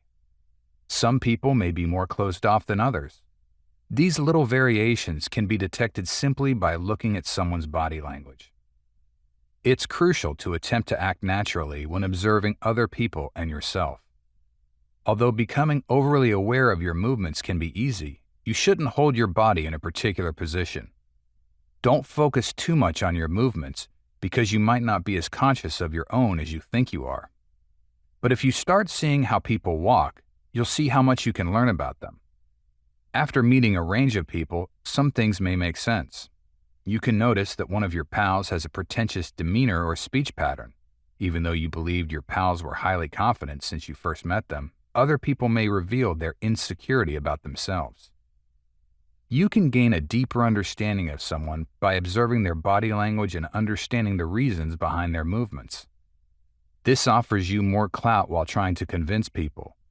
When negotiating for a raise, you might wish to exhibit the same degree of assurance as your supervisor.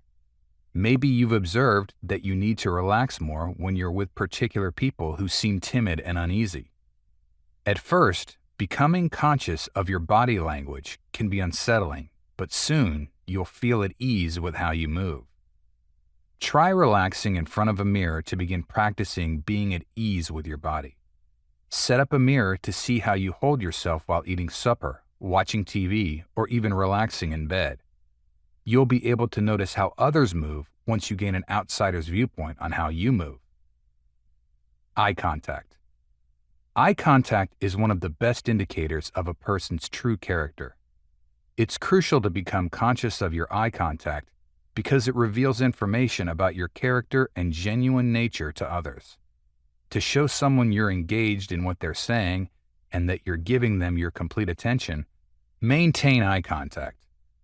However, using it excessively can give the impression that you're trying to listen to them. If you see someone becoming too anxious due to the amount of eye contact you have with them, change it up sometimes. Too much eye contact can occasionally scare others as well. A person's eyes may dilate, which indicates that they are paying attention to what you are saying. According to studies, when you make eye contact with someone, their pupils dilate, signaling that they are more interested in what you have to say. They are paying close attention to what you are saying and giving it much thought. When someone's pupils widen while speaking to you, you can tell they are genuinely interested in what you are saying. Shaky eyes will show the opposite.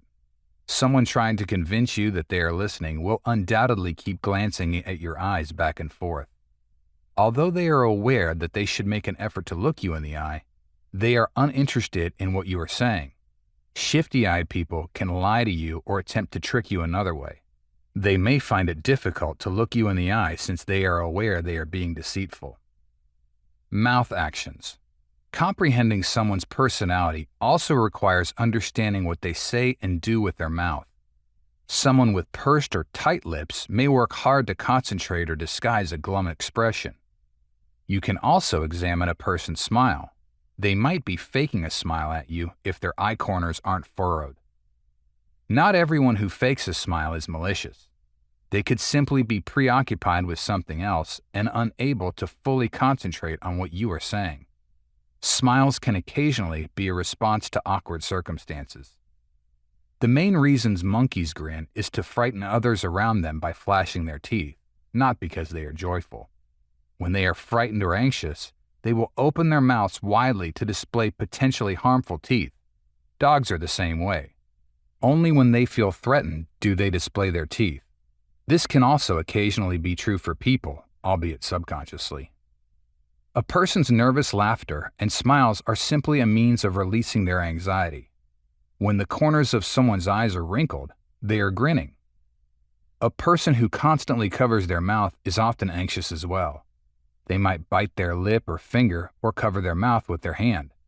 When attempting to persuade someone, it can occasionally be helpful to recognize when they feel uneasy or anxious. Nodding. A person's head turns and tilt might be a modest movement. Most of the time, people aren't as conscious of their head movements. You can learn a lot about the deeper thoughts of the person you're speaking to by watching their head and neck movements. Someone who nods their head fast while listening to you might be rushing the conversation to make you feel better. They're trying to establish a pace for you so that you can speak more quickly. They want to let you know that they are listening to you, but you are speaking too slowly. Try speaking more quickly to keep their attention if they are doing this to you. A person who leans their head one way or another can be interested in what you're saying. Regardless of whether they are aware of their actions, they attempt to turn an ear toward you so they can hear you better. Additionally, they're telling you they can hear you and want to hear more from you. They can also come closer to you in the conversation in this manner without having to make any disruptions or interjections of their own. Someone may merely be pretending to be interested in what you are saying if they are nodding too artificially. Although they could be aware that they need to pay attention, they might not even care. They pretend to nod their head, trying to keep up. Additionally, they cannot understand what you're saying, so they nod and appear to follow along. Notice people around you are inadvertently nodding their heads. It might be wise to either change the subject to recapture their attention or explain yourself more thoroughly because they may simply be puzzled. When using persuasion, imitating someone's head motions can be beneficial. You might indicate that you understand them by gently tilting your head when you are listening to them. Additionally, it can demonstrate your empathy for them, particularly if they appear to be discussing a difficult subject. Arms and hands. Another approach to interpret body language to learn more about the individuals you're talking with is to observe how they utilize their hands and arms. Our hands speak volumes about who we are. They serve as a vehicle for storytelling by emphasizing distinct appeals in different ways. A person will use hand gestures to maintain audience interest when narrating a story. Imagine a person discussing a conductor of an orchestra. They will raise their hands to maintain a beat and speed for onlookers. How open or closed off someone is can also be conveyed through their arms and hands.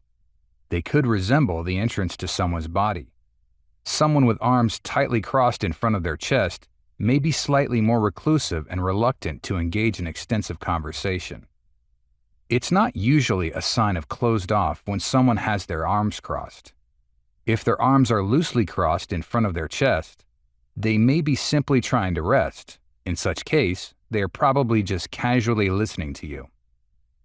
Someone who is highly open and perhaps even attempting to impose control over a situation will typically have their arms extended, possibly over their head. Someone wanting to demonstrate dominance can also have their hands on their hips. Signals.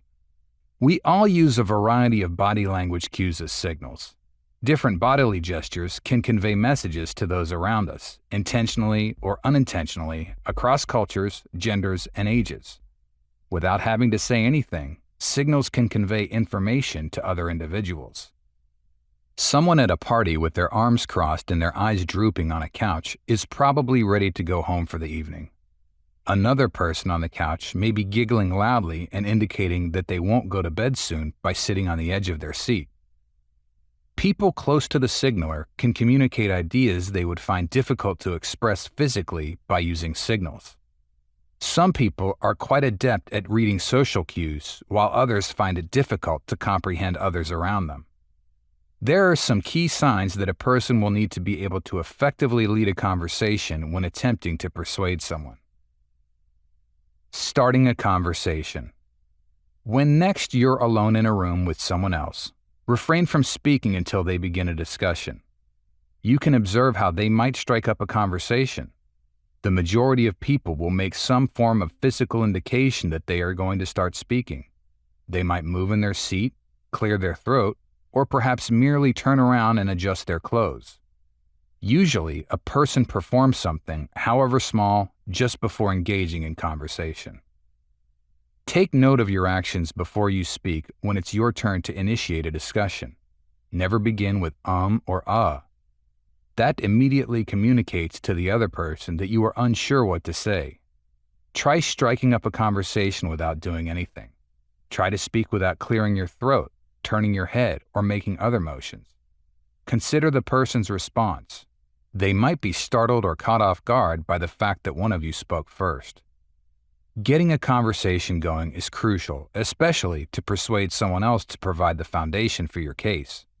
Nobody will want to offer someone just starting their complete attention. It will be much more difficult to follow along if you start tripping over your words out of nervousness. Taking the lead. The correct amount of back and forth might be difficult to maintain once the conversation has begun. While you don't want to be intrusive, you also don't want to give them too much time to speak and prevent you from making your points.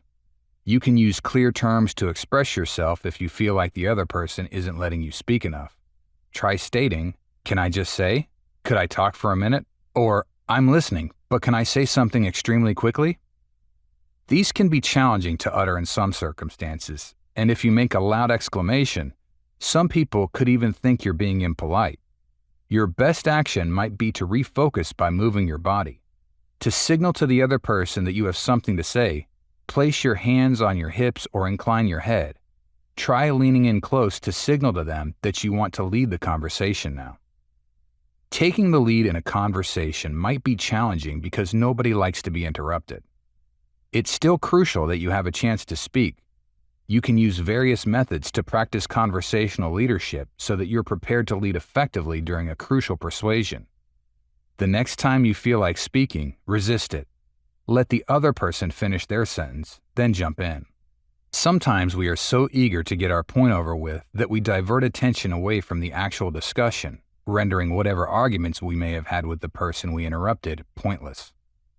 Speaking up the next time you want to say something is another approach to practice leading the conversation. If you have something to say but prefer to remain silent, force yourself to speak out. You will gain insights into conversation leadership by using these two practice techniques that you might not otherwise acquire. Chapter 3: Subliminal Influence. Neuro-Linguistic Programming, or NLP, is the art and science of personal excellence. It is regarded as art because each person adds their personal touch and flair to their work, which cannot be represented in words or through technical means. On the other hand, it is also regarded as a science because there is a process and a method for identifying the models that top performers in a field employ to get top-notch outcomes. Modeling is the method used to produce better communication, more personal growth, and faster learning. Models, skills, and techniques are being used more in education, advising, and business fields. Simply put, NLP is changing yourself and the outside environment from within. You can start using a variety of NLP persuasion techniques to influence others for the better. State control. The first thing you need with anyone when trying to influence or persuade them, in my opinion, is rapport. People won't listen to you, be persuaded by you, or follow you if you can't establish rapport with them. How would you approach establishing rapport with someone using NLP? Well, first of all, let me draw a distinction there because state control must come before rapport. The ability to link any sequence of psycho-emotional states together within yourself at will and on demand is known as state control. The reason is that you will be at the mercy of whatever rapport you obtain if you understand the rapport skills that NLP has to teach you, but do not have control over your state. So did you suddenly feel energized and vivacious when you struck up a rapport with someone who was feeling sick or in a bad mood? Nope. Therefore, we need to understand that as human beings, spoken language comes last in our hierarchy of needs. No matter how much NLP you know, you won't be able to establish rapport if you are not in the proper state. Building rapport with people. NLP will teach you mechanical skills for matching the psycho-emotional state that individuals are in, which is often necessary to establish rapport with them. Matching their blink rate, breathing patterns, verb choice, tone of voice, posture, and blink rate are all techniques. Anytime you can adapt your physiology to reflect or mirror the characteristics of the individual with whom you are trying to establish a rapport, you'll succeed.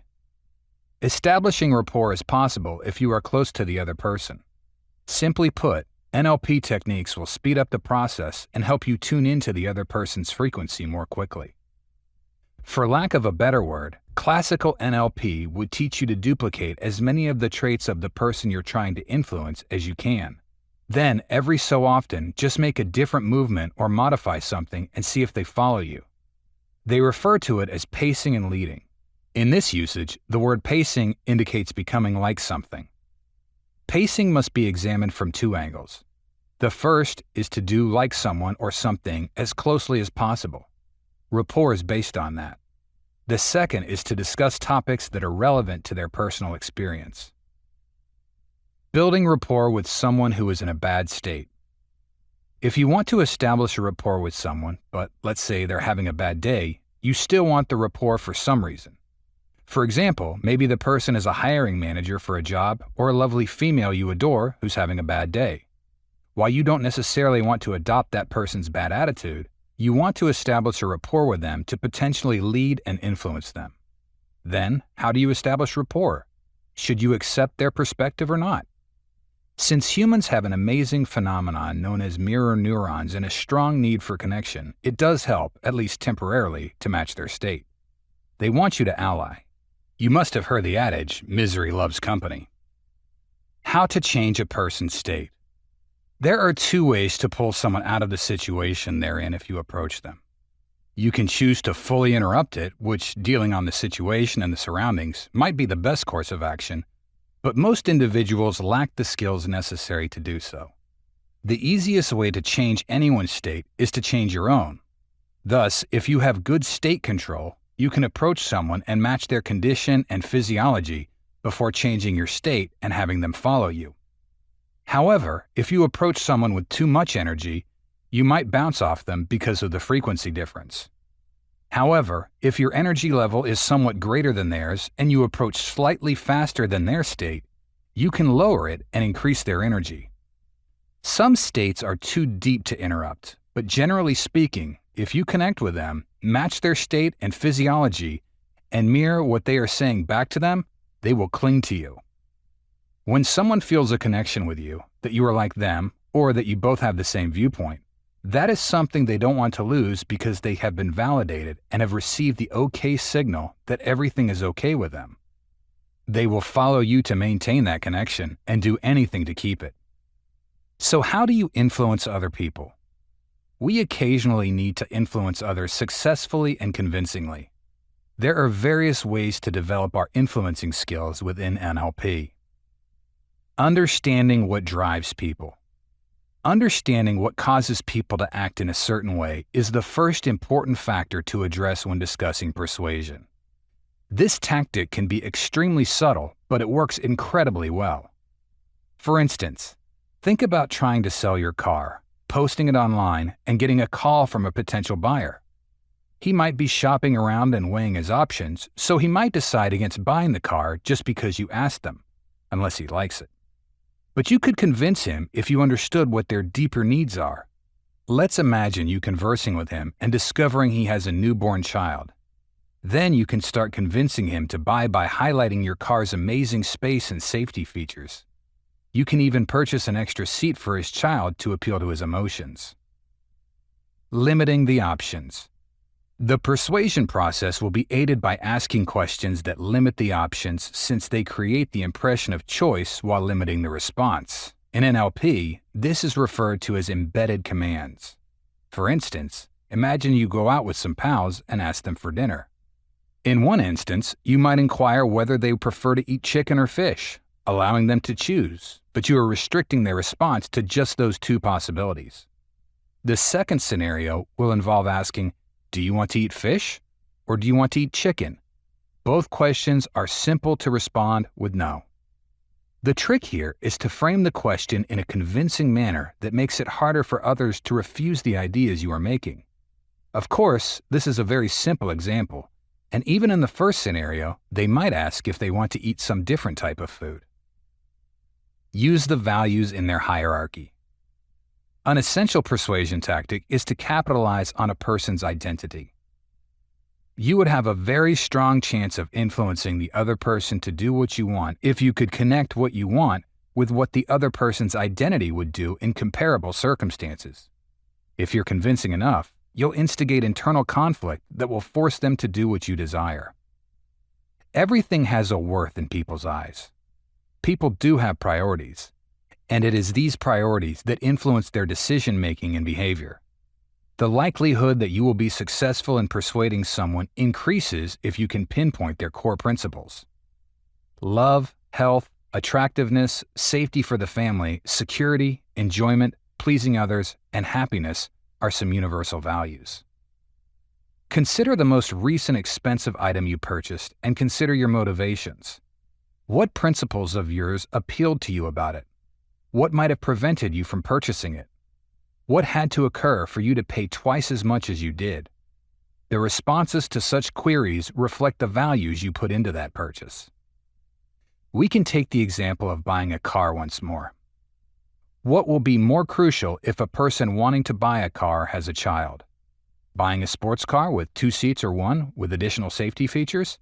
The response will reveal their hierarchy value. Before attempting to persuade others, you should ask yourself, what is important to this person?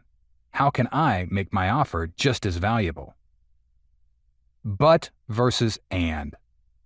The word but is extremely potent since it changes the available options. If I said, my cousin is incredibly clever but lazy, you may assume that he is probably not doing well at school or work because of his laziness. But if I change it to, my cousin is lazy, but he is incredibly brilliant, the laziness seems to lose significance compared to his intelligence. You can now perform a quick exercise with a friend. Simply introduce any topic in a sentence to start a conversation. The second person begins with the word and in her phrase. The first person then continues the discussion with another clause that starts with and. Talk for numerous more sentences, ensuring that each begins with and. Try the exercise again, but this time use the word but to begin the second and subsequent phrases instead of the word and. Then note how much differently you feel about it. The but lines probably make you feel downright down, whereas the and sentences make you feel generally optimistic. You can begin modifying how you speak to other people to influence them after you become aware of the influence words have on your regular interactions with them. Everything is about the other person. We must thoroughly understand the other person to influence and persuade them, including personally. Learn about their aspirations, objectives, and worries. Making it all about them rather than you is key, as is getting to the bottom of what they want. Although none of those above methods are infallible or will ensure that you can always sway people in your favor, they will undoubtedly give you a significant advantage and be a wonderful place to start. Chapter 4. Mind Control Techniques Based on Persuasion. These psychological techniques are used to influence other people's minds surreptitiously. These are the deliberate ways to accomplish a financial, social, or psychological goal. You can determine whether someone influences your actions if you are cautious of NLP hypnosis techniques. It is a genuine scientific concept. It's a fascinating form of corrosive power that, in the wrong hands, has the potential to destroy society. When we are directly exposed to something, our minds are more active in noticing it. However, we are not consciously aware of it. Every bit of information is absorbed by our mind, eliminating irrelevant information. Our conscious and unconscious minds filter these data. The brain is primarily responsible for processing these bits of information. Only a small part of the thousands of pieces of information we take in through our five senses are ones we are consciously aware of. Additionally, this filtering is based on a set of standards. Therefore, there are openings. This increased the mind's susceptibility to such forces where NLP is a potent instrument for mind control. The mind control techniques might affect a person's subsequent actions because they are the outcome of the previously controlled thoughts in your head. Based on neuro-linguistic programming, these techniques can manipulate people's thoughts using psychological techniques and patterns. Let's first briefly discuss some basic mental concepts that provide the foundation for these techniques before moving on to the techniques. Controlling one's thoughts. There are universal rules of thought that have cause and effect. Through EEG, the biological nature of the mind may be externally viewed. It displays a person's level of consciousness, the intensity of their thoughts, their level of alertness, and the activity of their mind. The bottom is the beta state, with higher mental frequencies and a constant barrage of thought waves. There is another state under specific circumstances when mental frequencies are higher than beta. The alpha state is located next to the beta state. Since the thought waves are less frequent, the mind becomes silent at lower frequencies. Given that it has to do with hypnosis and subliminal mind programming, this condition is among the crucial mental states in psychology. The method of bringing people into an alpha state makes their minds more receivable to suggestions and programmable during traditional hypnosis. Thoughts that are constantly unrecognized can be subtly induced in the subject's unconscious mind using Neuro-Linguistic Programming or NLP techniques. NLP has a strong capacity for persuasion, and these activities, business, politics, marketing, socializing, religious acts, etc., all make extensive use of this method. Even while the theta or alpha states of meditation and the induced trance of hypnotherapy are similar, they differ in their characteristics. The first stage of meditation, known as alpha, will be carried on to a higher degree while in an altered state of awareness. According to Swami Vivekananda, 6 hours of sleep does not restore the advantages of half an hour of profound meditation. Still, it can produce the effects of 6 hours of sleep by inducing the chemicals associated with sleep. The mental perception. Unconsciously, one's thoughts are somewhat influenced by how one perceives external signals. Up to 98% of our cognitive processes may not even be conscious. So it is feasible to trick one's mind by putting anything around the issue that is picked up by the subconscious mind and bypasses the conscious mind. Few mentalist techniques operate on this tenet since they might wear a red tie, which the observer's subconscious mind will unwittingly feed into, rendering it irrelevant to the observer's conscious mind. Most likely, it's done by utilizing the word read in the dialogue or some other tactic that makes the viewer think of the color red.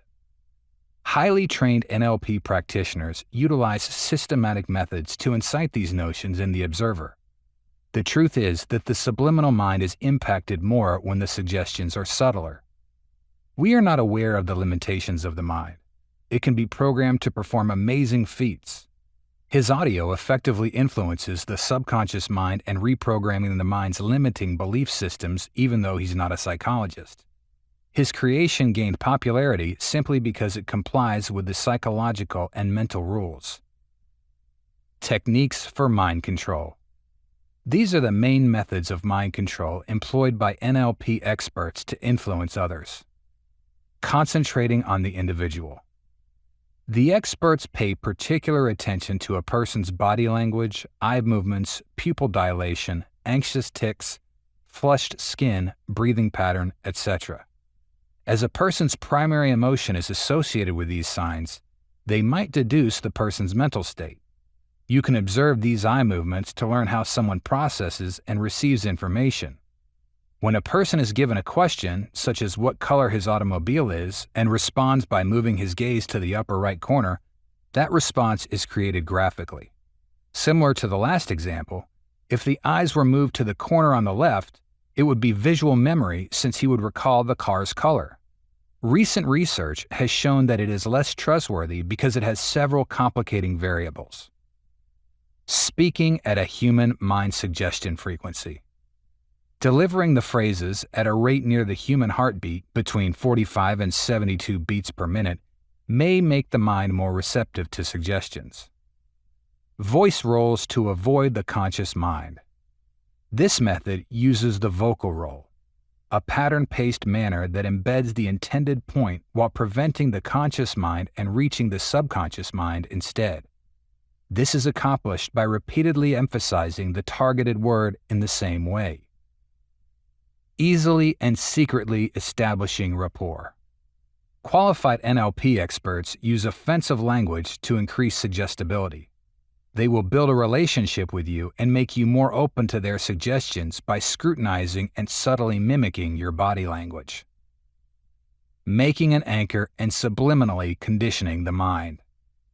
As a result of this process of developing an anchor within you, it is easy to place you in a particular condition just by tapping, touching, or subtly programming the mind. Using trendy words in a powerful way. The NLP experts employ a certain pattern of words that appear typical but are more permissive and suggestive. More provocative words are those that have a stronger connection to the senses. Words like hear this, see that, feel free, ultimately, means, now, as, and because, among others, can instantaneously evoke an emotion or mental state such as feeling, experiencing, or imagining, as well as induce the desired perception in mind. They can also influence your ideas by using certain ambiguous terms. A basic interspersion programming of the subconscious mind. The interspersal approach involves dictating one thing while implanting a different idea in the subject's subconscious mind. Chapter 5. The Basics of Total Emotional Control. How much simpler would life be if you could instantly control your emotions? If you had perfect control over your emotions, how much better would your relationships be with your coworkers, managers, family, and friends?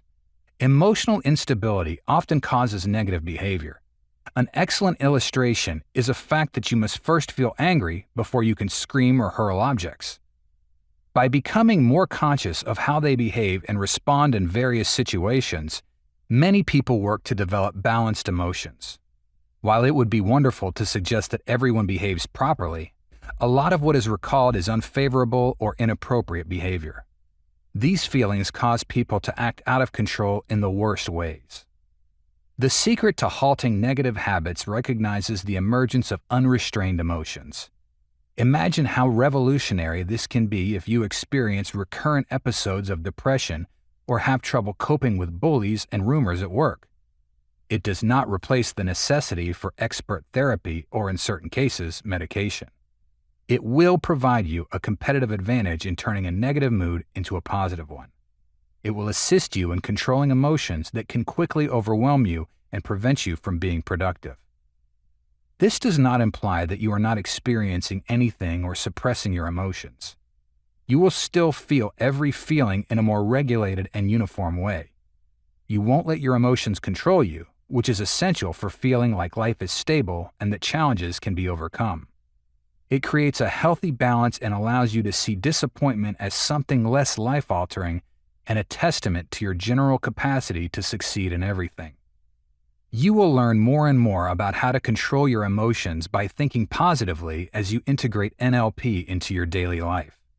This essentially involves turning on all ominous thoughts that cross your mind.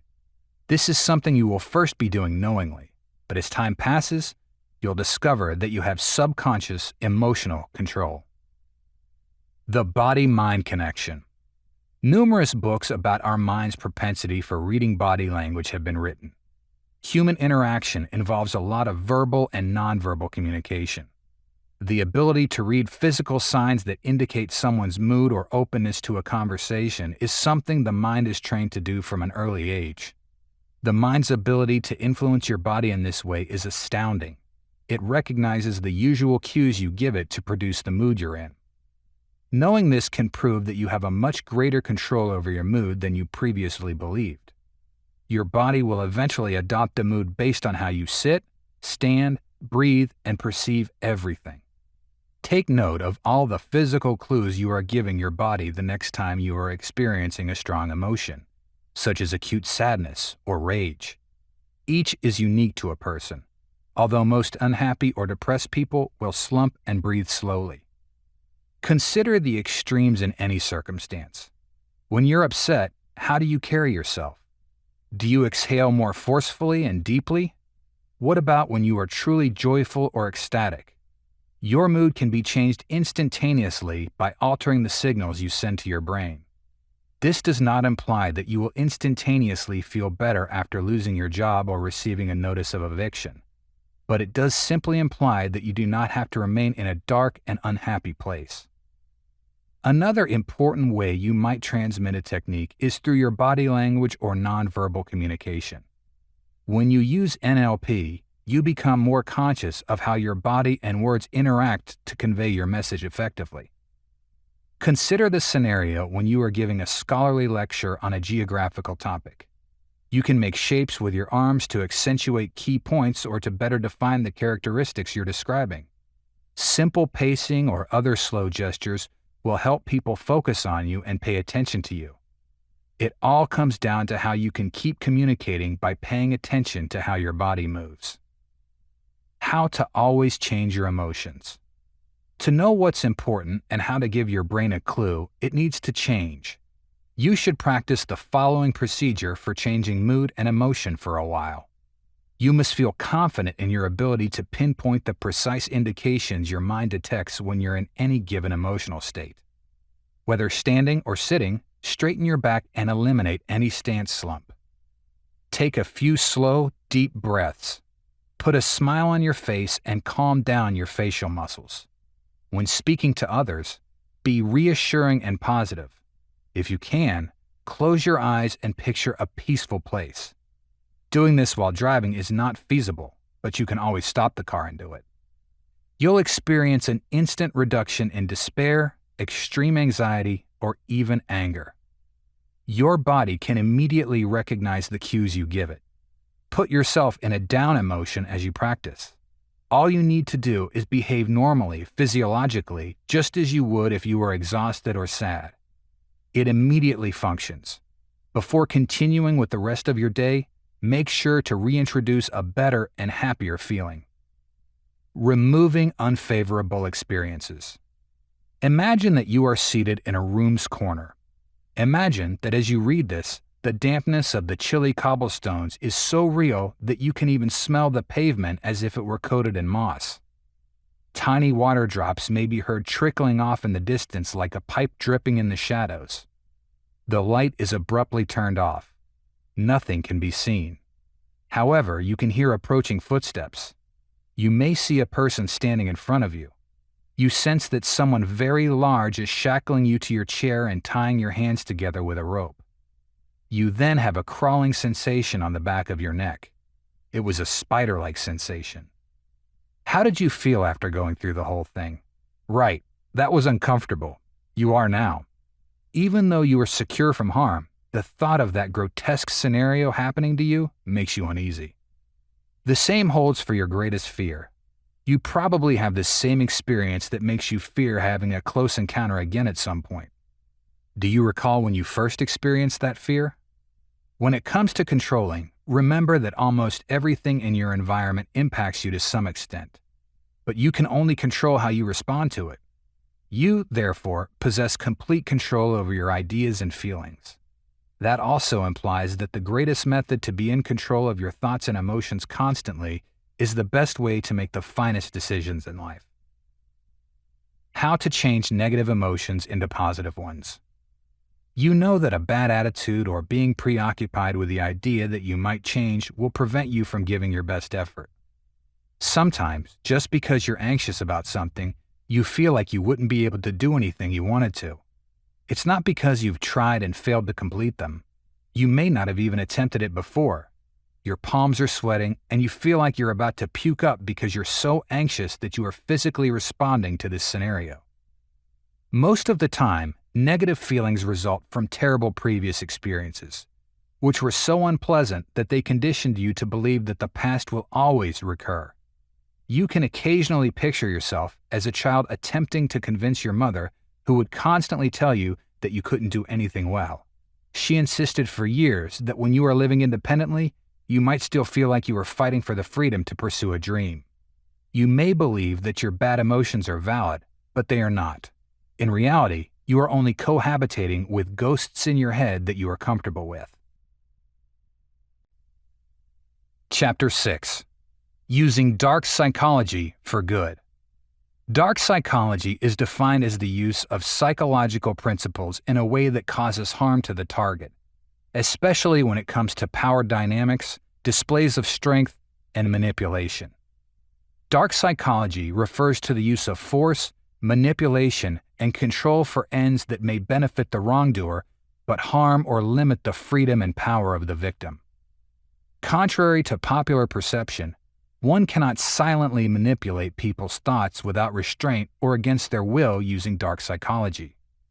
Dark psychology is also different from brainwashing because the latter involves complete control over a subject, doesn't always work, takes a long time, and has effects that dissipate with time. What then is dark psychology, and how does it function? What is dark psychology? Dark psychology, in my definition, is the use of psychological concepts such as persuasion, manipulation, and coercion for purposes that may be advantageous to the offender, but harm or restrict the receiver's freedom and power. I will start referring to anyone who uses persuasion and influence techniques negatively as a dark psychologist. Any dark psychologist is a manipulator, trickster, scoundrel, or outright criminal or abuser, since dark psychology is a technique for manipulation. Of course, there are occasions when it's difficult to distinguish between a regular person and a dark psychologist. Additionally, you can influence others for self-defense or to exact just retribution. But let's be practical and avoid becoming lost in a sea of relativism. Some people are much more deceptive and darker than others. The opposite is also true. You can more confidently count on some people to be honest and fair because they have higher moral standards. Using dark psychology to manipulate society. Dark psychology uses methods, procedures, and strategies to control and persuade people to act in ways that are good for the person utilizing them, but detrimental to their intended targets. The following are a few instances of manipulative methods used by dark psychologists. 1. Manipulative negotiation strategies. How can manipulation be used to one's advantage in negotiations? 2. The guilt trip power move. In the lack of actual authority, they employ this sympathy play to make people feel guilty and persuade them to comply with their wishes out of guilt. 3. Social scalping. A social scalper exaggerates what they did for others to obtain more social exchange points than they are entitled to. This one makes use of the idea of reciprocity to obtain more than they were given. Feminist manipulation. They encourage other women to be independent and powerful so that dating becomes difficult for the victim and easier for the abuser. Despite not knowing their names, many people will employ these strategies. They only possess a talent for manipulating naturally. Using dark psychology in dating. Using dark psychology techniques when dating means using psychological concepts to further one's sexual agenda at the expense of the dating partner. The dark psychologist typically strings his female partner along without a romantic bond. This includes lying about his goals and intentions for the future and acting as though he wants to get married, but just not now. He can also be unfaithful while lying about it. He makes promises but breaks them. The so-called chameleon manipulation, in which he presents a mask of the ideal guy rather than the man he truly is another typical occurrence. She lowers her guard because of his pretense that there are no distinctions between their interests and that they want the same thing, allowing him to get to the sex phase faster. If the dark psychologist is a woman, She typically positions herself as the prize, turns him down, and fakes disinterest to make the victim chase her. This keeps the victim's attention and interest, encouraging him to spend more time in the relationship. Additionally, since most men desire sex more than women, some women use it to get what they want by rewarding or punishing men with it. Dark psychology and politics. Dark psychology in politics includes political propaganda and debate strategies used to discredit opponents, sway voters, and persuade people to behave more communally rather than individually. We can divide the many levels of dark political psychology into two main categories: during campaigns and once in office.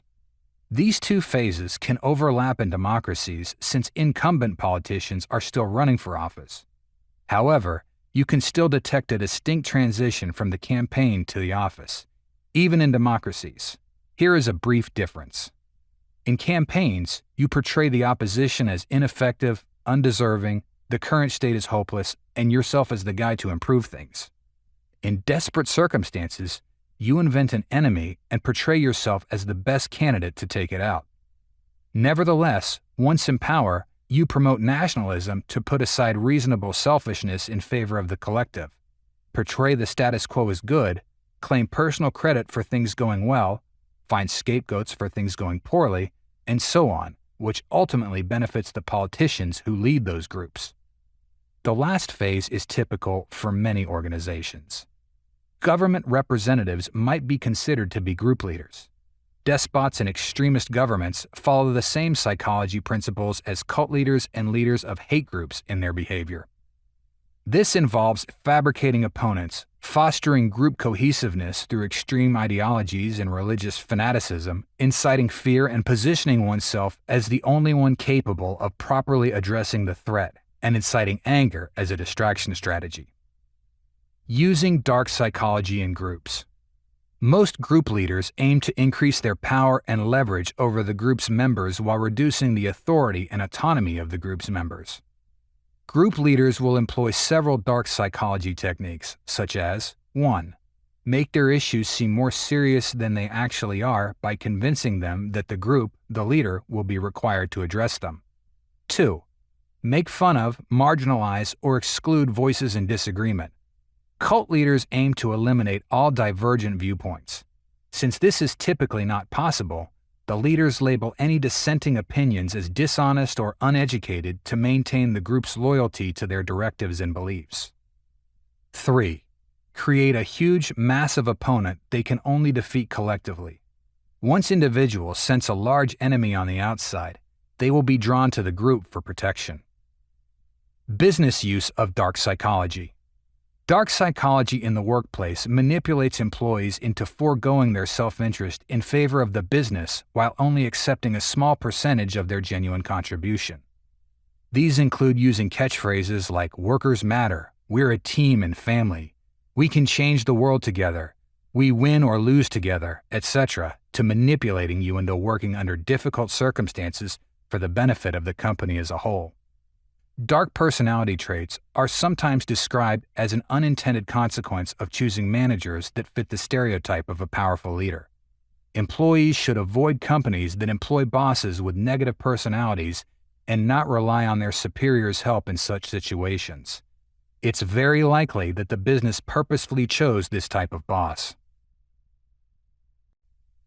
Conclusion.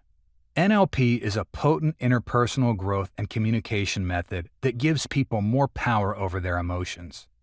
By regulating your thoughts and feelings well, you may be at your best more often thanks to NLP's essential abilities and tools.